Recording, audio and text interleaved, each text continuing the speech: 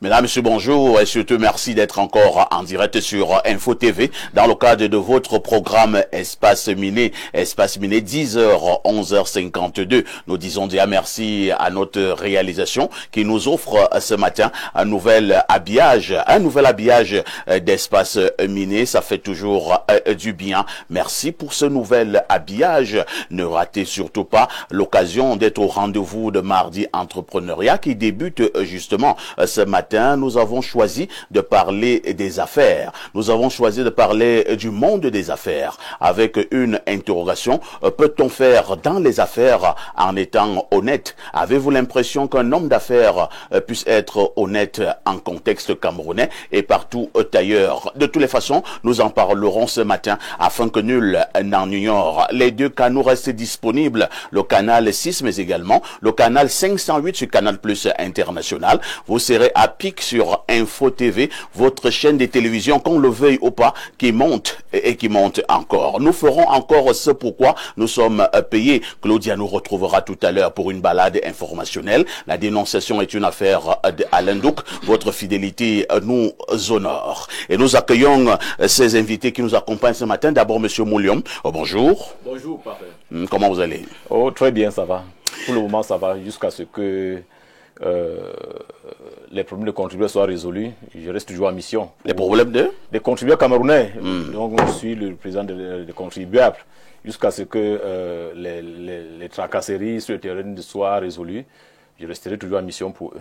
Le président des contribuables. L'Association camerounaise pour la défense des droits des contribuables. Ça veut dire quoi, les contribuables? Les contribuables sont tous ceux qui contribuent aux charges publiques sur le plan fiscal, c'est tous ceux qui paient les impôts. Voilà, c'est un peu plus facile comme ça. Un peu plus facile. Comme vous, par exemple, en tant que salarié à Info TV, si je peux le permettre, dans votre salaire, en principe, on doit retenir un impôt qu'on reverse à l'État.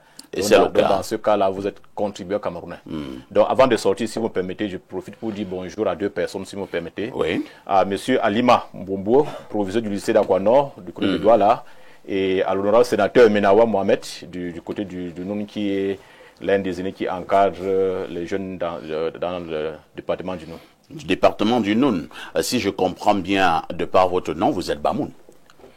Je suis monsieur Mouliom Mazo, je suis Bamoun, je suis originaire du département du Noun. Le département du Noun. Comment on dit bonjour en Bamoun? Oyama. Yama. Oyama. Oyama. Oyama à tous les Bamounas qui nous regardent ce matin. Je le dis habituellement, j'aime beaucoup les Bamounas. Ils sont très sympas. Ils sont très sympas. Surtout les femmes. Parmi les plus belles du Cameroun. Ah bon? Et les boules vont vous regarder comment? Il dit parmi les plus belles du Cameroun. Donc on ne peut pas dire qu'elles sont exclusivement les plus belles. Les femmes boules sont aussi belles que les femmes Bamoun. Merci beaucoup.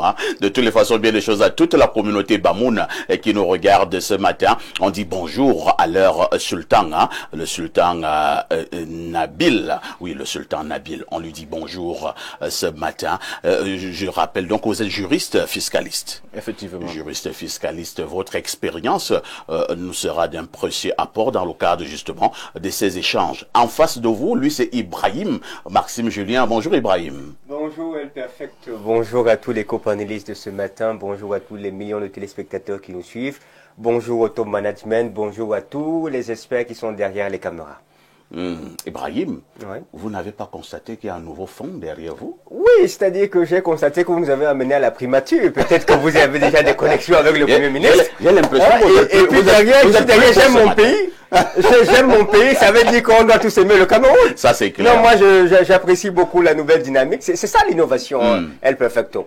C'est-à-dire que les entreprises même qui meurent, ce sont des entreprises qui ne se renouvellent pas. Tout à fait. Qui ne se réinventent pas. Et à chaque fois que je vois une entreprise continuer de se développer sa charte graphique, développer son design, je dis, ben, celle-ci, assurément, elle monte et elle montera encore. C'est de ça qu'il s'agit. Tout à fait. Merci Ibrahim Maxime d'être là ce matin. Il nous accompagne depuis plus d'un an dans le cadre de Mardi Entrepreneuriat. on ne cessera de lui dire merci. À côté d'Ibrahim, lui, c'est notre invité permanent. Beaucoup m'ont posé la question, où est Alain Douk? Alain Douk est là. Il n'y a pas un souci. Et ces personnes, les bons se comprennent. Où est ici? Où est Alain Douk? Alain Douk, bonjour. Bien le bonjour, mon frère. C'est un plaisir d'être là à nouveau sur le plateau d'Espace Minian ce matin. Plateau New Look. Mais vous savez, quand c'est bien fait, il faut féliciter. Oh là là! Oh là là, les technico-artistiques d'Info TV. On tient à vous féliciter en ce matin. C'est vraiment merveilleux ce graphisme. Hein. Ça, c'est mon avis. Ça fait déjà que le bleu. On a l'impression que tout le monde est plus beau. Hein. Oui, voilà. C'est-à-dire que déjà je sais pas. Le bleu, dans la symbolique des couleurs, c'est la couleur de la créativité, de l'inventivité, de l'intellectualité. Tout à fait. Et c'est une de mes couleurs préférées. Tant mieux pour moi. Donc je vais encore d'autant plus me sentir plus bien sur ce plateau. Les technico-artistiques d'Info TV, les ingénieurs de l'ombre, comme j'ai l'habitude de les appeler. Merci beaucoup et bravo à vous, chapeau. Je salue le top management. Je salue comme ça Jérémy Minken, un autre acteur de l'ombre. Voilà, un brillant accompagnateur du grand homme et du grand homme de médias qui est parfait ici depuis des lustres. Voilà, je salue les co-discutants déjà installés. Je salue le très grand frère Dieu de Neuvin et tous ses collaborateurs au niveau du management de ce média. Merci à vous d'être fidélisés à ce programme. Vous êtes des millions comme ça qui continuent à regarder la chaîne qui monte et qui continuera de monter. Et qui continuera de monter. Est encore attendu sur ce plateau Joseph Zambo. Pour les intimes, Joseph Zambo. Je ne sais pas qu'est-ce qui fait problème ce matin. De toutes les façons, il nous retrouvera pour cet échange en direct sur Info TV. 10h, 11h52. Claudia Ancha, bonjour. Bonjour, parfait ici. Bonjour à tous nos millions de téléspectateurs qu'on retrouve nombreux ce mardi entrepreneuriat. C'est un plaisir. Ah, Claudia, qu'est-ce qu'elle rayonne. Merci. Elle est vraiment resplendissante. Hein? Comment tu trouves ce background, ce nouvel habillage, Claudia? Je l'adore particulièrement. C'est vrai que j'étais déjà habituée avec l'ancien, mais sinon, innover, ça fait du bien. J'adore. C'est pas mal. C'est pas mal. Les choses passées sont passées. Hein. Toutes choses sont devenues nouvelles. On tourne la page. C'est biblique. C'est biblique, c'est pas moi. C'est la Bible qui nous dit. C'est écrit. D'accord. Parfois, on tourne au dos d'anciennes choses. Et en effet. Et toutes choses sont devenues nouvelles. C'est la Bible. Il faudra méditer sur cette parole de Dieu cette nuit. Hein. Claudia, la nuit a été? La nuit a été de mon côté. Une forte pluie de mon côté. Hein. Très, très forte pluie, mais je sais que vous êtes en bonne compagnie. Donc, toujours. À un certain âge, il ne faut plus dormir seul. C'est vrai. Pour mourir des crises cardiaques dans la nuit. Il faudrait que quelqu'un soit quand même là pour dire que non, j'ai commencé, il toussait plus fort. Il respirait un peu trop. À un certain âge, on ne dort plus seul. Si quelque chose de mauvais vous arrive dans la nuit, quelqu'un doit quand même raconter. Parce qu'au village, lors de la concertation, chez nous, on appelle ça l'histoire. On demande toujours à la personne qui est couchée à côté, qu'est-ce qui s'est passé? Alors, quand on arrive donc à l'histoire, souvent dans mon village, qui va raconter? C'est-à-dire, tu vivais comme ça, comme un lézard, comme un rat, et tout. Tu es mort dans l'anonymat. Personne n'a même vu ton dernier soupir. Tu es comme un cochon.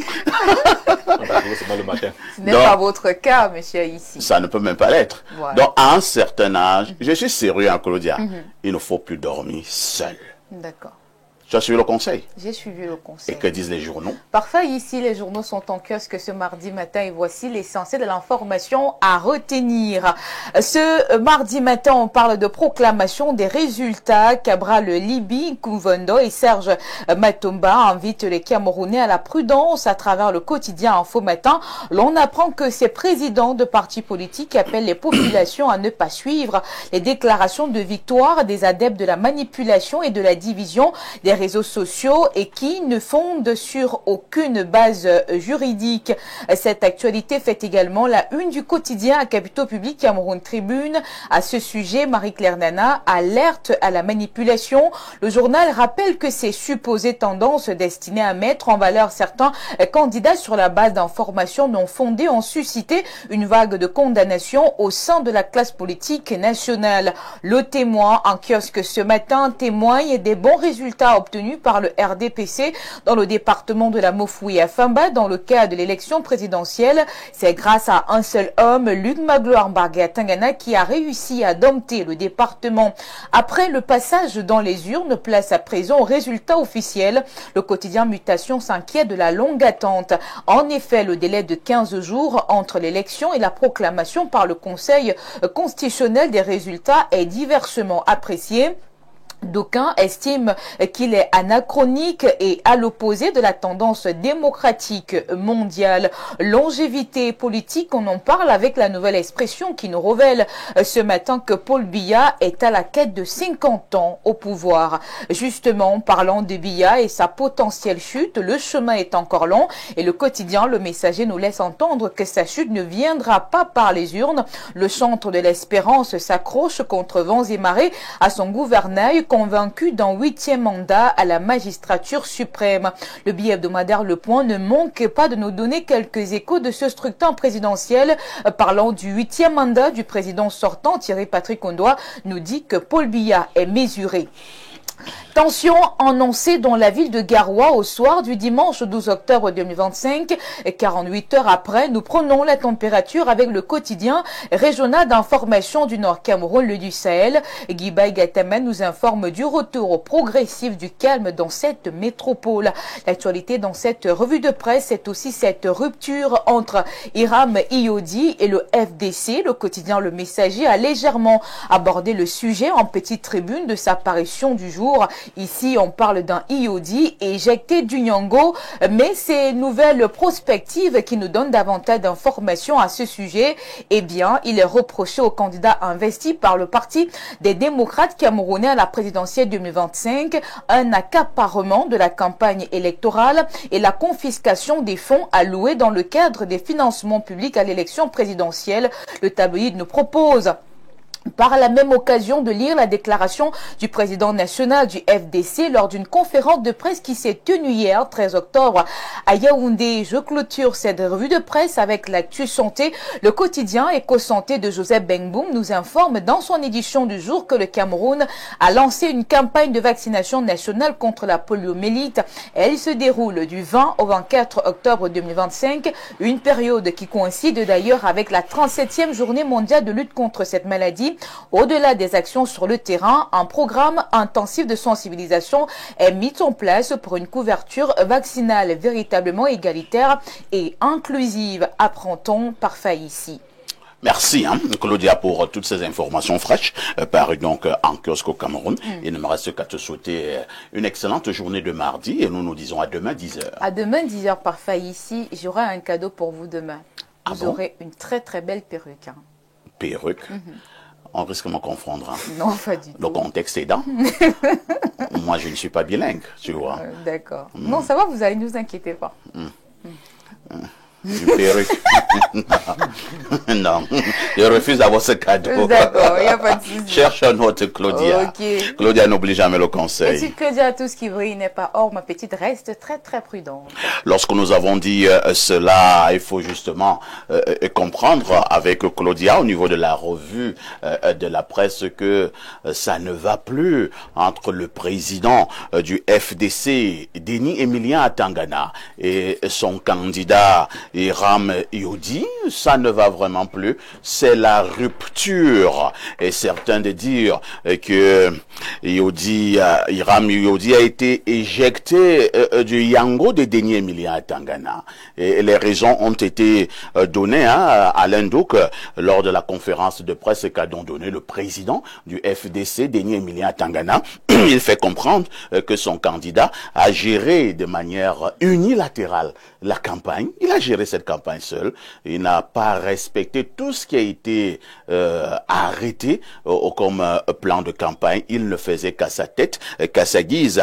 Il a également parlé de la confiscation des fonds alloués aux partis politiques. Nous voulons parler des fameux 15 millions de francs CFA. Donc le candidat Hiram Iodi a également empoché tout seul ce pactole. Et ça a énervé le chef du Yango et il lui a demandé de descendre. Je vous passe la parole à Alain Douk. Vous voyez donc à quoi amènent les petits arrangements, les petites combines qu'on mène souvent lorsqu'on veut porter un projet politique. Iodi a un parti qui est le MP3. Quand moi j'ai suivi qu'il avait pris le Yango. Il n'avait pas le choix, Bon, puisqu'il n'avait pas d'élu. ça veut dire que, voilà, dans une certaine mesure, on n'a pas stratégiquement bien réfléchi avant de se lancer. Bien, les faits sont là, il n'avait pas d'élu, il fallait donc quelqu'un capable d'endosser sa candidature. Tout à fait. Mais j'ai l'impression que la plupart du temps, dans le contexte camerounais, les griefs naissent toujours autour des questions d'argent. Toujours est-il que l'argent est remis justement aux candidats. Ouais. Donc, Iodi ne pêche pas à ce niveau. Non, si l'argent est remis au candidat, est-ce que ça veut dire que le candidat doit manger seul? Non, il ne mange pas seul, justement, parce qu'il y a quand même quelqu'un Est-ce qu'il a payé le Yango? Faut aller voir, est-ce que le problème c'est au niveau du partage, etc. Oui. Le président Denis Milia Tangana était clair, il a confisqué tous les 15 millions. Le problème c'est que la campagne On parle de extrêmement 15 chère, millions, monsieur. et qu'à l'échelle d'un parti politique, et pour une campagne qui doit couvrir l'ensemble du territoire national, 15 millions, c'est absolument rien. Non, Denis Milia Tangana fait également comprendre qu'il a souillé le parti parce qu'il n'y a pas eu une bonne osmose, une bonne entente pour le plan de campagne. Qu'est-ce qui s'est donc passé? Voilà. Finalement, Iodi faisait des comment on appelle ça, des meetings où il y avait à peine 50 personnes. Monsieur Et Denis Atangana- Milia Tangana estime qu'il a traîné le parti dans la boue. Oui, monsieur Atangana, ça c'est sa version, parce Oui. qu'il y a la version d'Iodi. Qu'est-ce qu'il dit, Iodi? Iodi dit qu'en réalité, il y a eu une ingénierie menée subtilement et de façon assumée par Denis Atangana pour le rapprocher du régime. Ça Ah aussi, bon? ben justement, ça aussi, il faut prendre ça en compte. Et que lui, il a été vent debout par rapport à cette manœuvre. Et que certainement, c'est la paume des discordes et rien d'autre. Donc, Bon, au niveau des 15 millions, il a donné combien à Denis Milia Tangana? bon, moi, je suis pas dans le secret des dieux.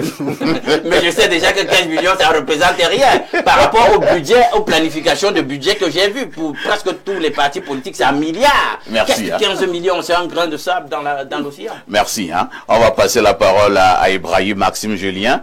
Je l'ai vu beaucoup sourire. Hein. Je ne sais pas pourquoi il sourit tant. Votre commentaire sur cette rupture entre le président du FDC et maintenant celui qui est venu emprunter son Yango, le candidat Iodi Iram. Parfait. Ce qui m'a amusé dans tout ce débat, c'est une histoire de 15 millions. Les 15 millions, je suis pas sûr que ce soit toujours les candidats qui reçoivent les 15 millions. J'ai suivi une émission où c'était le professeur Koumvando. Alors que lui n'était pas candidat. Il n'était pas candidat, il était président du parti, qui allait récupérer les 15 millions et il les a mis Dans sa poche. à sécurité. Disant On qu'il allait investir lui les a 15 battu millions. campagne où? On Bon, dit le candidat non. ou son représentant. On s'en représentant. Donc, du coup, si le représentant a reçu, ben, ça peut aller sur le D'abord, président. C'est vrai que ce n'était pas le débat de ce matin. Oui. On compte lui l'a battu campagne où? Moi, je n'ai pas vu battre campagne, peut-être. Mais il a pris 15 millions. Il a pris 15 millions en qualité de président de son parti politique, disant que son représentant avait désisté et était allé se rallier avec le mouvement Maïgari. Donc là, j'ai vu juste un cas de figure où c'était un président de parti qui a pris, et là on voit un deuxième cas de figure où c'est le représentant ou le candidat qui allait prendre les 15 millions. Mais vraiment, c'était un faux débat. Parfois ici, seulement le carburant de la voiture, une seule voiture qu'il a pris là sur l'étendue du territoire national et de la location, ça finit 15 millions. Ça finit largement 15 millions. 15 millions, ce n'est rien du tout. Vraiment, moi, ce qui me dérange, c'est la petitesse de nos esprits. Honnêtement, après une élection pareille, hein, on doit garder des renommées et se soucier un peu de ce qu'on va dire sur nous. On ne va pas se livrer à des batailles médiatiques pour une histoire de 15 millions. Bon, il n'y a pas que 15 millions. Hein. Le président Denis Milia Tangana dit également que le monsieur a géré unilatéralement sa campagne. Bon. Il ne savait pas qu'il était pour le compte d'un parti politique. Il n'y a pas eu osmose, il n'y a pas eu un véritable plan. Et du coup, Parfois, c'est facile d'avoir osmose. C'est facile d'avoir l'énergie de rassembler les foules. Quand vous avez suivi l'activité politique de cette élection présidentielle, c'était facile pour un nouvel entrant comme Iodi de diriger les foules. Il prenait le capteur où c'est sur les 15 millions qu'on attendait qu'il fasse des merveilles. Un meeting quand même où il a à peine que 50 personnes. Est-ce que c'est facile? On a vu des personnes qui avaient 3 personnes parfois ici. Ah bon? Moi j'ai vu des investigations au marché où il y avait 4-5 personnes qui étaient derrière le candidat. Ah ouais. Est-ce que c'était si facile que ça de mobiliser les gens parfait? Mais non.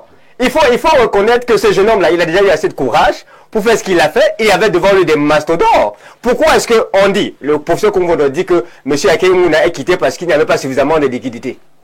entre le grand bâtonnier Akere Mouna et Yodi, il y a match en termes d'économie financière? Il n'y a pas match. Et pourtant, le grand Akere Mouna a jugé nécessaire d'aller faire une coalition. Maintenant, et même jusque-là, pour mobiliser, c'était 3 personnes. C'est pas évident. Donc honnêtement, je n'ai rien contre le président Atangana. Oui. Oui, pour ce parti, il connaît très bien. Vous parlez très mal contre lui. Non, je n'ai rien contre lui. Je ne le connais même pas personnellement. Atangana a créé un parti politique. Non, et je le félicite pour ça. Très jeune. Je le félicite pour ça. Il a fait la passe à un jeune comme Si c'était facile, pourquoi lui-même il n'est pas allé gérer cette passe-là? Non, lui, il a fait montre de grandeur. Il a fait montre de grandeur. Qui continue donc à faire montre de grandeur à l'heure actuelle? Non, quand on empoche quand même 15 millions. 15 millions, c'est trop en campagne On ne donne politique. pas un bonbon. Est-ce que c'est bien? Est-ce que c'est une histoire de bonbons, la candidature présidentielle là? Hein? Mais non, soyez un peu plus sérieux. Moi, même si ça m'était arrivé, j'aurais fermé ma bouche. Mais je quitte avec une tendance de il s'est battu, ils ont fait ce qu'ils pouvaient faire, c'est bien. Mais maintenant, on commence à voir qu'il y a la discorde, ils s'entendent pas, il y a ci, il y a ça. Mais c'est moche à entendre. Mon lion, vous qui êtes un observateur certainement très averti de la scène politique au Cameroun, ce n'est pas la première fois que cela arrive. Hein. On a connu également l'épopée professeur Nkoumvondon, déjà lui il est habitué du fait, et qui a également eu une très grande rupture presque spectaculaire avec à l'époque son candidat Cabral Libi au niveau en 2018. Oui. Et ils se sont également brouillés. Et à ce niveau, on parle aussi d'une affaire d'argent.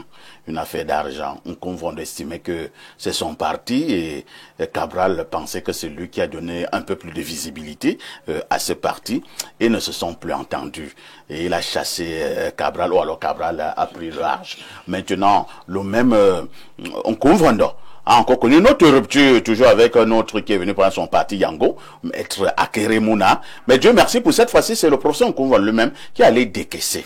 Voilà peut-être pourquoi le professeur Nkoumva ne parle plus beaucoup. Hein. Il ne parle plus beaucoup. Mais il a décaissé. Où est-ce qu'il a battu campagne? Ces fonds ne sont pas les fonds publics? Bon, parfait, je vais commencer par être étonné que ces problèmes arrivent sur la place publique, parce que tout à l'heure, on va parler des affaires. Mais parler qu'en politique, on fait aussi des affaires. Ah bon? Mais c'est ce qu'on est en train de voir. Apparemment, en politique, on fait aussi des affaires. Mais ce que je veux dire, c'est que dans un pays de droit, que ce soit en affaires, ou bien lorsqu'on on décide de faire les affaires en politique, il faut une sécurité juridique. On ne peut pas se lancer dans une relation. Pareil, vous investissez quelqu'un qui n'est pas président du parti pour qu'il devienne président de la République. Et vous ne mettez pas sur pied une clause contractuelle bien définie. Il fallait signer un contrat. Bien sûr, toute relation humaine, entre vous et moi, on s'engage en affaires. Au début, c'est très beau, mais demain, il peut y avoir des problèmes. Même en famille, il y a des problèmes entre les gens en famille. Tout à fait. Une fois que les gens décident de se mettre ensemble, la sécurité juridique voudrait qu'on s'asseye, qu'on définisse les conditions sur lesquelles on va évoluer, comme elles sont écrites, qu'on signe, si c'est un engagement sous un privier, mais qu'on enregistre pour rendre le document authentique, afin que demain, s'il y a un problème, qu'on tranche différent en fonction des clauses.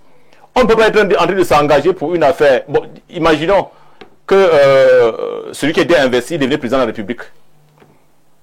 Sur quelle base devait-il fonctionner, puisqu'il partit pour le président de la République? Mais on met sur pied un cadre contractuel bien défini. Pour l'instant, il peut encore être président de la République. Hein. Voilà. Les résultats ne sont pas encore rendus officiels. Ne sont pas rendus officiels. Mais pourquoi quand je le dis, vous commencez à rire? Moi, voilà. Je n'aime pas ça. Donc, ce qui est clair, il devrait, et il savait que les 15 millions devaient être reversés lorsqu'ils s'engageaient, puisque ces fonds-là sont connus d'avance, les tests les prévoient.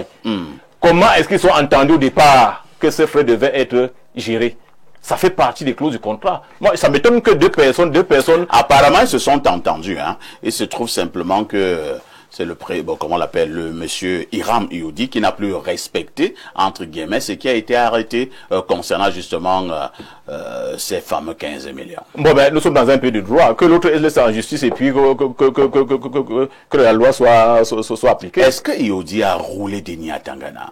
Bon, ne maîtrisant pas leur accord. Personne de nous n'était là lorsque les deux s'entendaient. On n'a pas lu leur convention, leur plateforme qui mettait les deux ensemble. Donc on ne peut pas savoir ce qui s'est passé. Très bien. Et ce que je dis, c'est que si l'un estime avoir été lésé, mais qu'il aille en justice. C'est simple. Merci. Hein.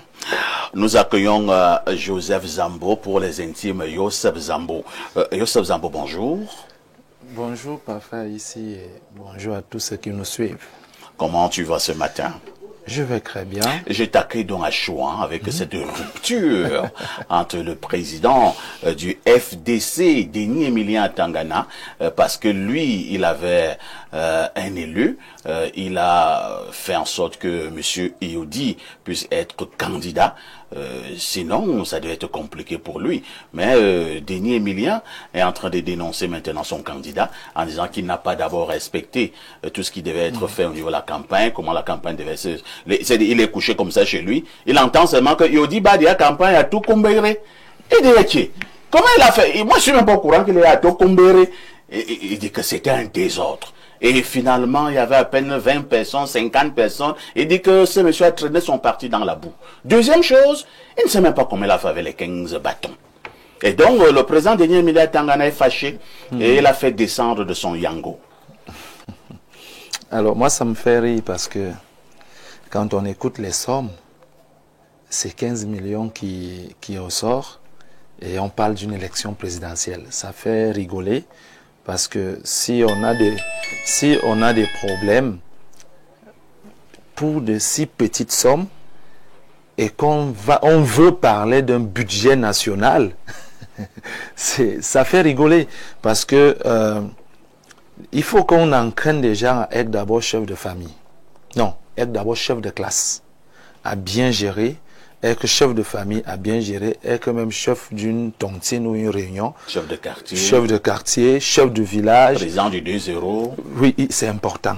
Parce que c'est un apprentissage. C'est très important parce que quelqu'un qui n'a jamais été ne serait-ce que président de la coopérative, où on gère quand même des centaines de mille, se retrouve à la candidature présidentielle. Parlant déjà du président du parti et même celui qui était candidat, je trouve qu'ils doivent encore aller à l'école. Denis Emilien Tangana est dans la politique depuis. Mais il a commencé trop jeune. Son business a donc été dévoilé. Non, est-ce que c'est un business? Non, c'est un business parce qu'il se plaint de quoi? De l'argent. Non, il n'y a pas que l'argent. Est-ce qu'on va à une élection présidentielle pour faire des problèmes sur l'argent de la campagne? Est-ce que l'argent de la campagne est censé rester pour se partager? Est-ce que le président n'a pas un droit de contrôle? Non. Le président était même au camp Iodi était sur le terrain. Voilà même encore notre débat. C'est pas son parti. Il ne veut pas lui-même. Il reproche ce dernier peut-être d'avoir travaillé sans son contrôle. Bon, qu'il nous ressort dans le plan clair qui a été établi. Est-ce que lui, il a suivi ce plan en tant que président du parti et que c'est l'autre qui a refusé de suivre? Il faut que les gens comprennent que un parti politique, c'est une organisation. Et des organisations peuvent être considérées comme des entreprises, mais simplement à but non lucratif. Parce que leur objectif n'est pas de travailler de l'argent, mais c'est de suivre une cause. En tout cas, ça c'est officiellement. Je dis officiellement. Ne sortons pas sans revenir. Attendez, oui. Joseph chute et vous prendre la parole. Donc, ce que j'étais en train d'expliquer, c'est qu'il faut une organisation dans tout type d'entreprise, que ce soit une association, que ce soit une entreprise. Il faut une organisation. Là, on voit une guerre qui veut s'établir entre le président du parti et le candidat. Alors, où sont les autres? Où est le secrétaire général du parti, le trésorier, le commissaire aux comptes? Où sont toute la Dream Team qui est censée diriger une association comme un parti politique? Où est cette Dream Team? La faute à qui? La faute au candidat? Est-ce que le candidat a le droit, dans toute une structure qui a l'organigramme fonctionnel, de se dire que je veux 1000 francs, je prends 1000 francs, je veux 100 francs, je prends 100 francs. Mais ça montre la petitesse structurelle que beaucoup d'associations politiques ont au Cameroun. On sent que c'est du business pour eux. Ils s'en foutent parfois de notre pays. Ce qui les intéresse, c'est le business qui tourne autour de la candidature à la présidence, des miettes qui vont rester, de se les distribuer, alors que nous, on a des problèmes existentiels. On a des vraies réalités. On est fatigué de ces programmes où ils passent tout le temps à dire changement, et se retrouver qu'ils discutent 15 millions à la fin. J'ai même aussi appris, je ne sais pas à quel niveau c'est vrai, que certains qui ont investi des candidats, en fait c'était un péage. C'est-à-dire que tu payes et j'accepte d'investir. Bah oui. Et voilà pourquoi on parle de Yango. Est-ce que tu peux monter dans un Yango, tu ne payes pas? Impossible. C'est pourquoi je dis que dans cette affaire qu'on fait là, il faut que les gens cernent même ce qu'on appelle réellement une élection présidentielle. Très bien. Il faut que, Et il y a Alendo qui voulait coller un autre petit Voilà, commentaire. tu as relevé cet élément d'analyse sur lequel je m'apprêtais à arriver.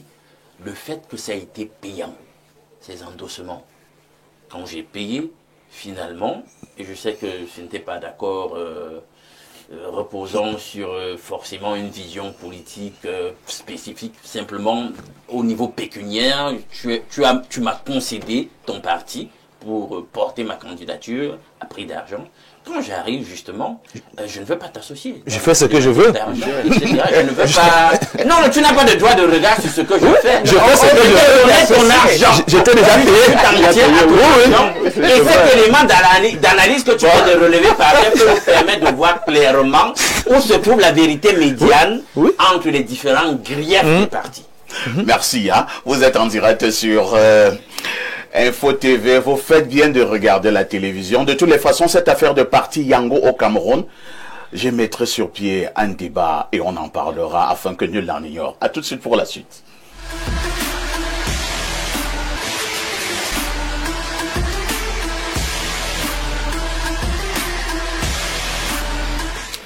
Nous remettons le micro à Alendo, que cette fois-ci pour la dénonciation de ce matin.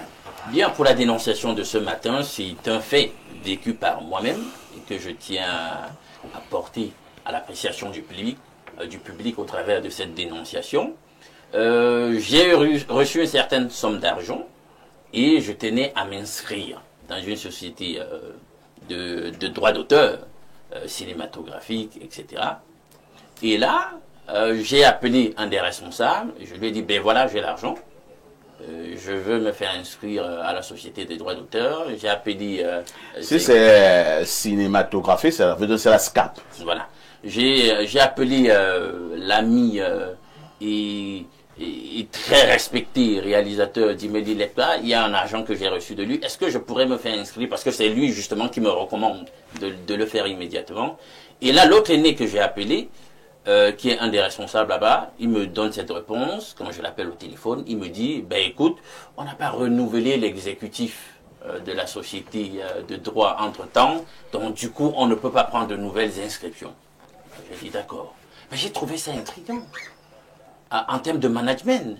C'est-à-dire que on devrait avoir quand même des personnels d'appui qui assurent un minimum de continuité de service, même en l'absence d'un exécutif voté pour diriger des sociétés. Donc j'ai trouvé ça bizarre et peut-être qu'au travers des contributions, notamment des téléspectateurs, on comprendra exactement ce qui se passe dans ces sociétés. Mais je n'ai pas trouvé ça normal qu'on n'arrive pas à s'inscrire simplement parce qu'on dit qu'on n'a pas renouvelé au travers des élections l'exécutif d'une société de droits d'auteur. Donc du coup, il y a comme un arrêt de service. Peut-être même qu'il y a plusieurs entreprises, sociétés, je ne sais pas moi, dans notre contexte camerounais, qui fonctionnent selon même le droit, mais voilà, qui fonctionnent selon ce modèle, c'est-à-dire qu'il n'y a pas un service minimum de base, même en l'absence de, je sais pas moi, d'un certain leadership élu, etc. J'ai trouvé que c'était pas normal et qu'on doit dénoncer cela et qu'on change la façon de gouverner un certain nombre de choses dans le pays. Merci Alain Douk pour cette dénonciation. Je commence par M. Moulion. Alors, je connais très bien toutes ces sociétés de droits d'auteur. On peut d'abord se poser la question, mais pourquoi donc il n'y a pas élection? Puisque les textes sont clairs au niveau de ces sociétés de droits d'auteur et du droit voisin du droit d'auteur. C'est un mandat, je pense qu'habituellement, sauf si je me trompe, c'est 4 ans. Lorsque le mandat tire à sa fin, il y a une élection. Pourquoi il n'y a pas élection? Maintenant, s'il n'y a donc pas élection, et c'est la dénonciation d'Alain Douk, on a l'impression qu'il y a un arrêt de service. La preuve en est que un nouveau membre veut s'inscrire et on lui fait comprendre que non, c'est pas possible. Votre réaction? Bon, d'antan, lorsqu'on prend la dénonciation, on peut déjà détecter un problème de management, un problème fonctionnel à l'intérieur de cette organisation. Parce qu'en principe, dans toute organisation, même lorsqu'il doit y avoir une élection, il y a le principe de la continuité de service, que ce soit dans les services publics, que ce soit dans les organisations. Il y a un principe de continuité qui voudrait que même s'il y a une équipe dirigeante qui est en train de sortir, il y a quand même des gens qui doivent gérer les encours en attendant que l'élection soit organisée. Ça, c'est le principe. Mais nous avons quand même eu à observer dans notre environnement le fonctionnement de certaines organisations qui manquent souvent le personnel même d'appui en interne. Ça, c'est évident. Il y a des organisations où vous voyez que ce sont les membres exécutifs qui travaillent. Parfois parce que le fonctionnement sur le plan financier ne permet même pas de pouvoir s'offrir un personnel salarié permanent. Ça, c'est un problème réel dans notre environnement. Nous travaillons dans les organisations. Moi, je suis dans les organisations, je suis président des organisations également. Très souvent, vous allez voir des problèmes de management qui peuvent parfois ne même pas émaner du manager lui-même. Je pose un problème de contexte de gestion d'environnement qui peut faire en sorte que peut-être les moyens financiers peuvent limiter certaines choses. Mais de toute évidence, nous devons nous battre pour que les choses fonctionnent telles qu'elles devraient fonctionner normalement. Mais il faudrait déjà être en interne pour voir le fonctionnement de l'organisation et se prononcer pour savoir si exactement il y a pourquoi ce problème-là se pose et qu'est-ce qu'il faut comme solution. D'emblée, je ne peux pas me prononcer directement pour critiquer cette organisation tant que je ne connais pas le mode de fonctionnement en interne. Parce que sur le plan général, il y a le basique que toute organisation devrait avoir. Merci, Ibrahim. Concernant justement, parlant de ces sociétés de droits d'auteur, on sait quand même que de ce côté, habituellement, ils disent qu'il n'y a pas de l'argent, ainsi de suite. Alors, voilà donc quelqu'un qui veut venir payer, c'est-à-dire veut venir donner de l'argent. On lui dit que non, tu ne peux pas donner de l'argent parce qu'il faut déjà renouveler l'exécutif. Est-ce que ça ne fait pas un peu villageois? Ça fait archaïque, je ne veux pas utiliser l'expression villageoise. Je préfère dire archaïque. Je vais conclure dans mon cerveau avec une analyse, mais j'ai besoin d'un élément. Alain, donc dis-moi, quelles sont les pièces ou le processus d'inscription? Tu remets quoi exactement quand tu veux t'inscrire? Il y a un certain nombre de pièces qui ne sont pas liées à... Non, je vais les connaître, donne-les-moi simplement. Moi, je ne les sais pas. Mais le problème, c'était donc aller pour qu'on vous renseigne. Si on vous dit, vous pouvez vous inscrire, on va vous dire apportez ci, apportez ça, etc. Mais là, on vous dit déjà d'entrée de jeu que ça ne le fait pas. C'est arrêté. Voilà. Ça veut dire que c'est un système de management qui repose sur un individu ou sur un groupe d'individus. C'est-à-dire, si ce groupe d'individus n'est pas là, rien ne peut fonctionner.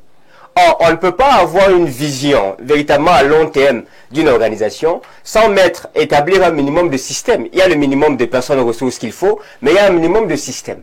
Par exemple, si aujourd'hui vous allez à l'OAPI ou vous voulez certifier une marque ou garder, protéger une œuvre, elle va vous dire, ben, écoutez, la procédure est simple. Vous arrivez, vous prenez le numéro du compte bancaire de l'OAPI, vous faites le virement là-bas, vous venez avec une demande et le reçu du virement effectué à la banque et nous, on s'occupe du reste, on valide, c'est fini. Ils ne s'amusent pas avec l'argent qui pouvait ne pas venir ou qui pourrait venir. Normalement, j'aurais aimé qu'on me dise que, ben, écoutez, notre organisation, elle est réglementée, elle a un compte bancaire, elle est structurée. Vous allez verser là-bas la somme 2 pour votre type de protection et vous apportez le reçu et votre demande tout simplement.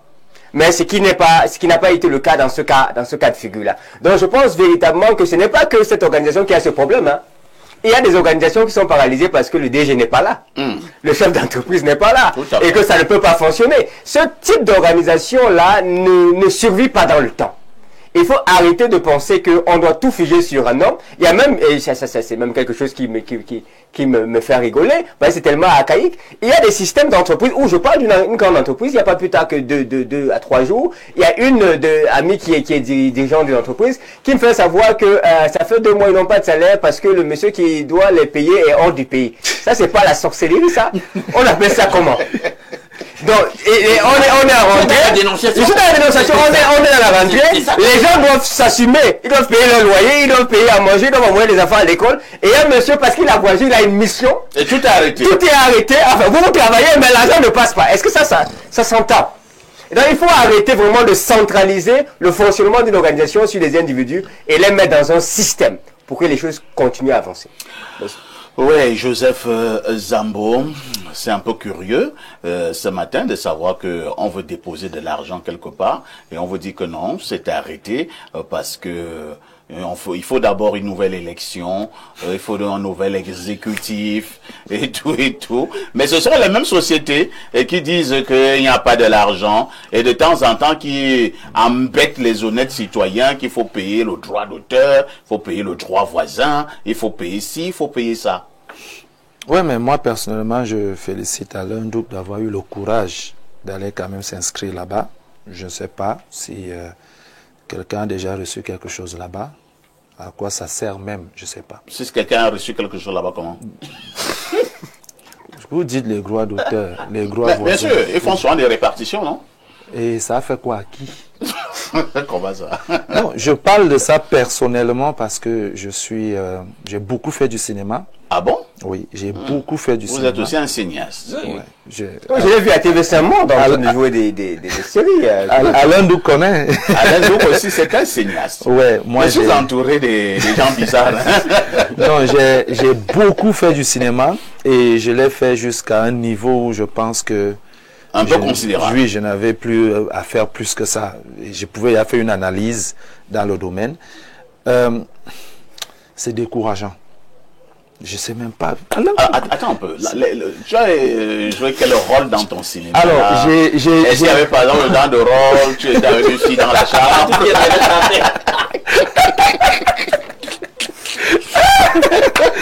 Non, c'est pas ça. En fait, il y a ce qu'on appelle le personnage, il y a ce qu'on appelle la personnalité ou la personne, quoi. Donc, le personnage, c'est quelqu'un qui fait tout ce qui lui est demandé. Le personnage, c'est pas moi. Le personnage. Non, c'est pour vous dire que quand j'incarne un personnage, je fais tout ce que le script me demande de faire. Donc vous l'avez fait. Maintenant, j'ai fait tout ce que les scripts m'ont demandé de faire. Par exemple, ce que je viens de dire. Et c'était pas Joseph Zambo. Parce que là-bas, il y avait un nom. C'était peut-être Harry Lowe dans la série Pouvoir et Loi. Non, le monsieur qui le faisait là, c'était pas. Non, c'est pas moi, c'est un personnage que je laisse. Quand le corps là, c'était pas ton corps. Non, ouais, j'ai dit c'est un personnage. C'était un personnage qui n'est pas moi. Moi, je m'appelle Joseph Zambo, entrepreneur de mon état, chef de famille. Devenu cinéaste bizarre. Maintenant, quand j'incarne un rôle, ce n'est plus moi. Et sur cet aspect de choses, ça crée beaucoup d'ennuis, hein, parce que à la maison, tu vois, quand tu regardes la série que tu as tournée avec ta femme à la maison, dans un rôle, tu peux être romantique. Et qu'à la maison, tu n'as pas répété parfois ce genre de choses. J'entends seulement que donc quand c'est une autre femme, c'est là où tu es romantique. Mais quand c'est moi ici, vous voyez un peu. Mais ce que je voulais dire par rapport à la dénonciation, c'est que il y a des domaines d'activité au Cameroun qui ont été barricadés par des gourous. Il y a des propriétaires des grands festivals au Cameroun qui dealent directement avec le ministère en charge parfois, où ils se décident. Ils ont même bloqué tous les organismes internationaux. C'est fermé. Et ce n'est que ce sont les festivals qui sont financés. Et c'est bloqué comme ça. Il n'y a plus rien d'autre à faire. Maintenant, c'est la gloire de Dieu quand tu reçois l'appel de l'un d'eux qui te dit j'ai un film pour toi, je t'ai gardé tant. Tu acceptes vite et tu ne connais même pas déjà ce que tu vas jouer, ni combien de scènes, de séquences, ni la durée. Le cinéma reste archaïque au Cameroun pour le moment parce que les gourous se sont assis derrière et eux, ils sont des milliardaires. Mais le cinéaste camerounais reste minable dans sa fonction. Quand vous les voyez à la télé, vous leur donnez des titres, vous les appréciez, mais vous les voyez tous dans une précarité légendaire dans leur vie sociale parce que des gourous sont assis derrière. Il faut qu'on libéralise ce domaine, qu'on permette aux esprits, à l'art d'exploser, comme le dit le ministère des Arts et de la Culture. La culture de notre pays ne saurait être rehaussée si jamais il n'y a pas des porte-étendards, des personnes qui la portent gentiment avec amour pour la soulever. Et il y a des gens qui ont bloqué ces financements. Et nous, les acteurs qui écrivons des films avec des thématiques camerounaises, avec des personnages, la réalité camerounaise, pour la vendre même, positivement, on ne peut plus le faire. C'est pour ça que des acteurs comme moi, j'ai décidé, je ne tourne plus. Tant que je ne peux pas avoir mes propres sous pour réaliser mes propres films et de bien payer mes acteurs, je ne tourne plus. je ne participe plus à leur festival bizarre là, où c'est entre eux. Quand tu les vois, c'est des Prado, c'est des grosses voitures. On dit qu'il est, il est propriétaire d'un festival qui doit encadrer les acteurs. Lui, il roule carrosse, quoi. Mais nous, les acteurs qui sont ces sujets, avec lui, on travaille. Ceux-ci viennent en moto, ceux-ci viennent à pied, ceux-ci n'ont même pas de vêtements pour venir assister à ce festival. Mais lui, qui est à la tête de nous tous, il est le seul qui est riche, le seul qui est milliardaire. Du coup, c'est un domaine, je sais, on dit des droits d'auteur. Qui a reçu 1 million de droits d'auteur au Cameroun de l'histoire de la vie? Or, ailleurs, les droits d'auteur ont rendu les acteurs riches. Bon, pour être honnête quand même, au niveau du droit d'auteur au Cameroun, il y en a qui ont reçu plus d'1 million, surtout dans le domaine de la catégorie B, art musical. Et ça, c'était beaucoup plus à l'époque, par exemple, de la Sociladra, à l'époque de la CMC, la Cameroun Music Corporation. Il y en a quand même qui ont reçu plus d'1 million. Mais depuis un certain temps, c'est devenu très compliqué. Parfois, ici, si réellement...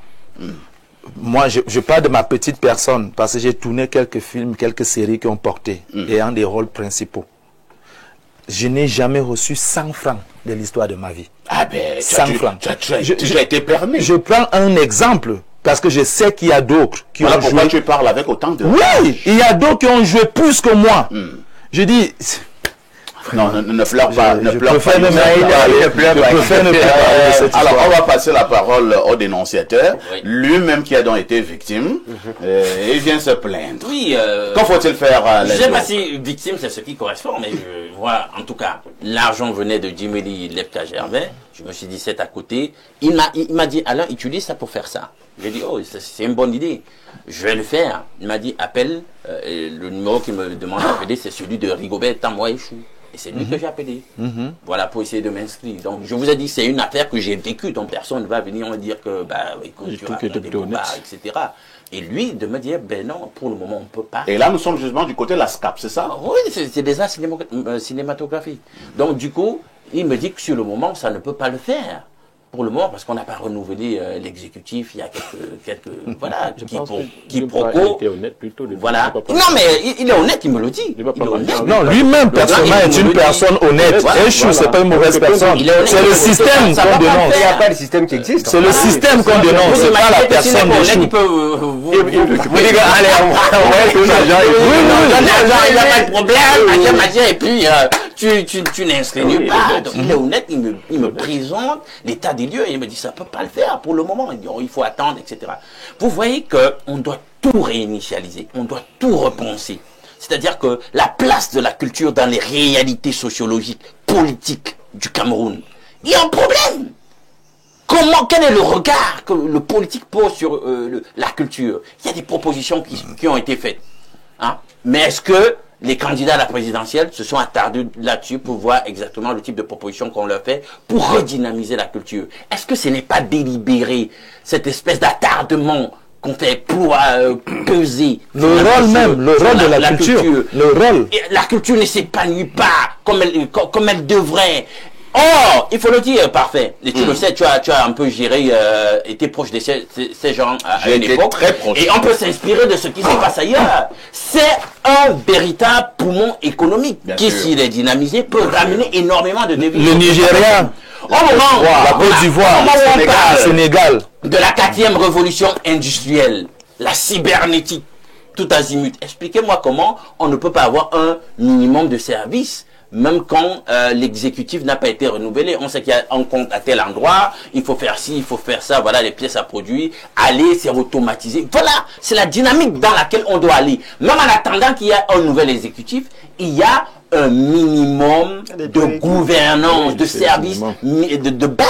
Est-ce que c'est pas le béaba? C'est le béaba. Mais vous voyez que dans le contexte camerounais, on n'a pas ça. Et c'est même que l'exécutif qu'il faut changer. C'est secrétaire, trésorier. Non, c'est le président. le président du conseil On d'administration. change donc le premier conseil d'administration, mais ça... Non, ils ont un système là-bas. C'est-à-dire que le président est élu avec tout un bureau. Ils ont un système un peu particulier. Donc c'est le PCA que l'on vote. Et lorsqu'on a voté le PCA, c'est avec un bureau. Vous voyez un peu. Ils sont non votés, c'est toute une équipe. Et ils En ont attendant, lorsque l'équipe entre en fonction, ils vont donc nommer un directeur général. Voilà à peu près comment il fonctionne. Mais dans ces sociétés, le PCA est tout puissant.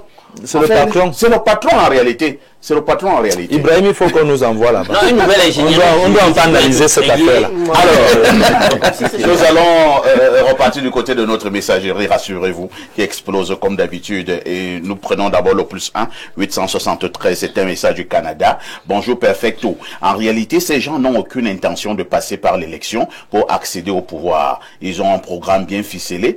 Bon, je ne sais pas, vous répondez à quelle préoccupation on est surpris là. Et je vois là, vous nous parlez par la suite des vous parlez de Saturoma Bakary. Bon, vraiment, mon ami Rodi Noira de Toronto, votre message n'a rien à voir avec les sujets inscrits à l'ordre du jour. Hein. Nous prenons cet autre message. Bonjour à toute l'équipe. Il faut fouetter tous ces jeunes véreux et vieux qui sont partis perdre le temps à cette élection. Mais qu'est-ce qui ne va même pas? Incroyable, personne n'est avec nous. Qu'est-ce qui ne va pas? Vous voulez tellement parler de cette affaire. Ils sont dans le logiciel. Je pense qu'il y a un souci avec ma messagerie ce matin. Hein. Nous allons d'abord prendre une touche pause et mon réalisateur viendra faire le nécessaire pour que nous soyons en osmose avec ceux qui nous regardent. À tout de suite pour la suite.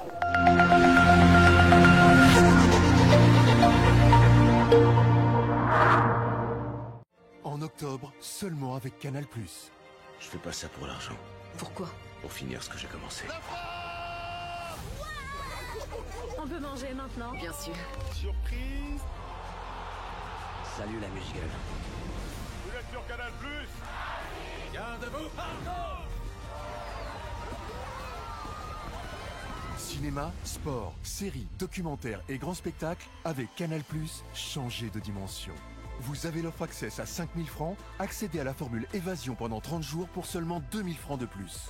Réabonnez-vous en choisissant bien la formule Évasion en point de vente ou par Mobile Money.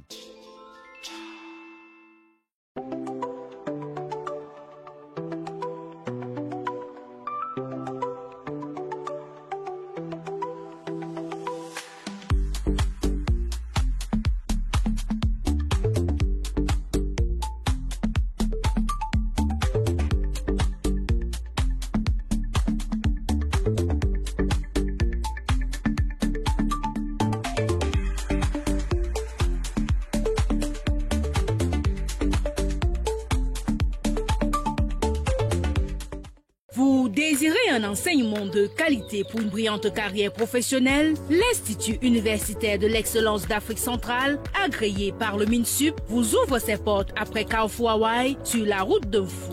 Avec un cadre ultramoderne, les enseignants chevronnés, les infrastructures de pointe, un dortoir et des bus pour étudiants, bénéficiez des programmes théoriques et pratiques innovants en sciences de la santé dans les métiers du droit, commerce, gestion, management, finance, ainsi que les technologies de l'information et de la communication et bien d'autres. N'hésitez plus, rejoignez la communauté d'excellence en vous inscrivant en cycle BTS, licence, master dans nos différentes filières et devenez des leaders de demain. Choisir l'Institut universitaire d'excellence d'Afrique centrale, c'est choisir l'excellence dans la formation pour un métier de référence. Infoline 695 86 17 86 674 94 71 49.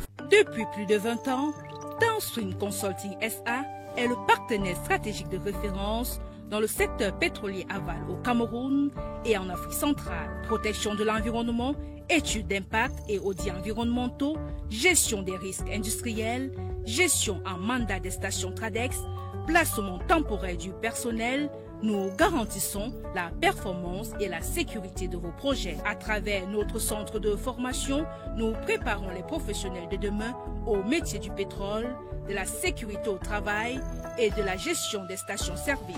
Downstream Consulting SA, c'est aussi la mise à disposition de personnel qualifié, gage de performance pour les entreprises nationales et régionales. Downstream Consulting SA, des solutions d'intelligence au service de vos ambitions.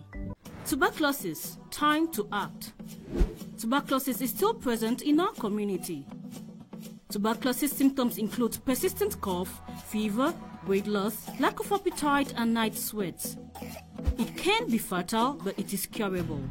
With the universal health coverage, screening and treatment is free throughout the country. Go to the nearest tuberculosis diagnostic center now. Together, let's end tuberculosis by 2030. En octobre, seulement avec Canal+.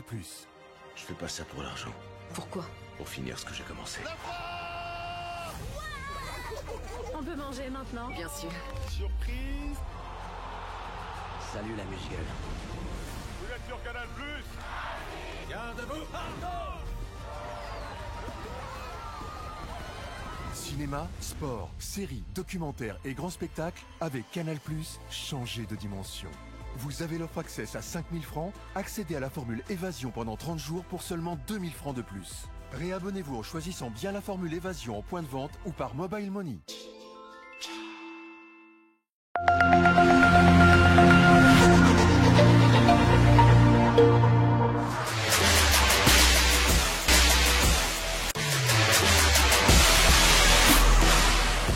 Si vous nous retrouvez à l'instant, vous avez naturellement fait le bon choix. Nous allons partir du côté de notre messagerie. Il faut dire que le problème est progressivement résolu. Les messages sont en train de tomber. Donc, vous allez être légèrement indulgent, mais je commence par lire celui-ci. Bonjour parfait, bonjour à tout le plateau. Alain que même si c'était moi, j'allais refuser ton inscription. Parce que toi là, tu vas venir trahir tout à la télé et tu dis trop la vérité et c'est pas bien pour eux. En plus, écoute, Joseph ne part pas là-bas. En Fred et Limbi Lobé à Douala. Le Fred et Limbi Lobé. Un autre message ce matin. Bonjour, parfait Haïti. Bonjour, parfait Haïti, le modérateur qui modère les modérateurs et à tous les panélistes de qualité. C'est toujours un régal d'avoir un Alain Douk, Ibrahim et Zambo dans le même plateau. Ils sont très cohérents dans leur prise de parole. Belle émission à vous et merci pour cette lumière que vous apportez au quotidien dans la vie des Camerounais. Soyez bénis. C'est Venrich depuis le Roncam qui envoie ce message. Un autre message ce matin. Bonjour, le Tiroma. Bonjour le Tiroma du micro. Bonjour à tout ton panel. Denis Atangana dit c'est parfait. Les accords qu'il y a eu entre son parti et le candidat Iram n'ont pas été respectés par ces derniers. Que les panélistes sur le plateau ne s'attardent pas sur l'argent. Là-bas n'est pas le problème de Denis Atangana. Écoutez le monsieur et comprenez ce qu'il dit. Évitons s'il vous plaît de faire dans le dilatoire quand il faut être sérieux. Monsieur Zambo, il y a eu un plan de campagne bien structuré et plusieurs propositions faites aux clients du Yango. Mais hélas, qu'il a botté en touche sans informer le chauffeur du Yango. Et c'est pas sérieux. Merci à vous et bonne émission. C'est Vinel Mbala depuis Daïdo. Un autre message ce matin, je pars au 213. C'est un message de l'Algérie que dit ce téléspectateur. Bonjour perfecto, le Issati Roma, avec un surplus de Maurice Kamto de la modération. Quand j'écoute la dénonciation de ce matin, je comprends que cette structure est gérée à huis clos par une secte et un groupuscule de sectaires. Non, non, on ne va pas le dire, hein, vraiment. Utilisez les mots appropriés. Et apparemment, quand le gourou est absent, vous continuez dans vos histoires de sectes, parce que le gourou, c'est le chef de la secte. Et nous allons sauter. On prend un autre message. Que dit ce téléspectateur? Oh là là.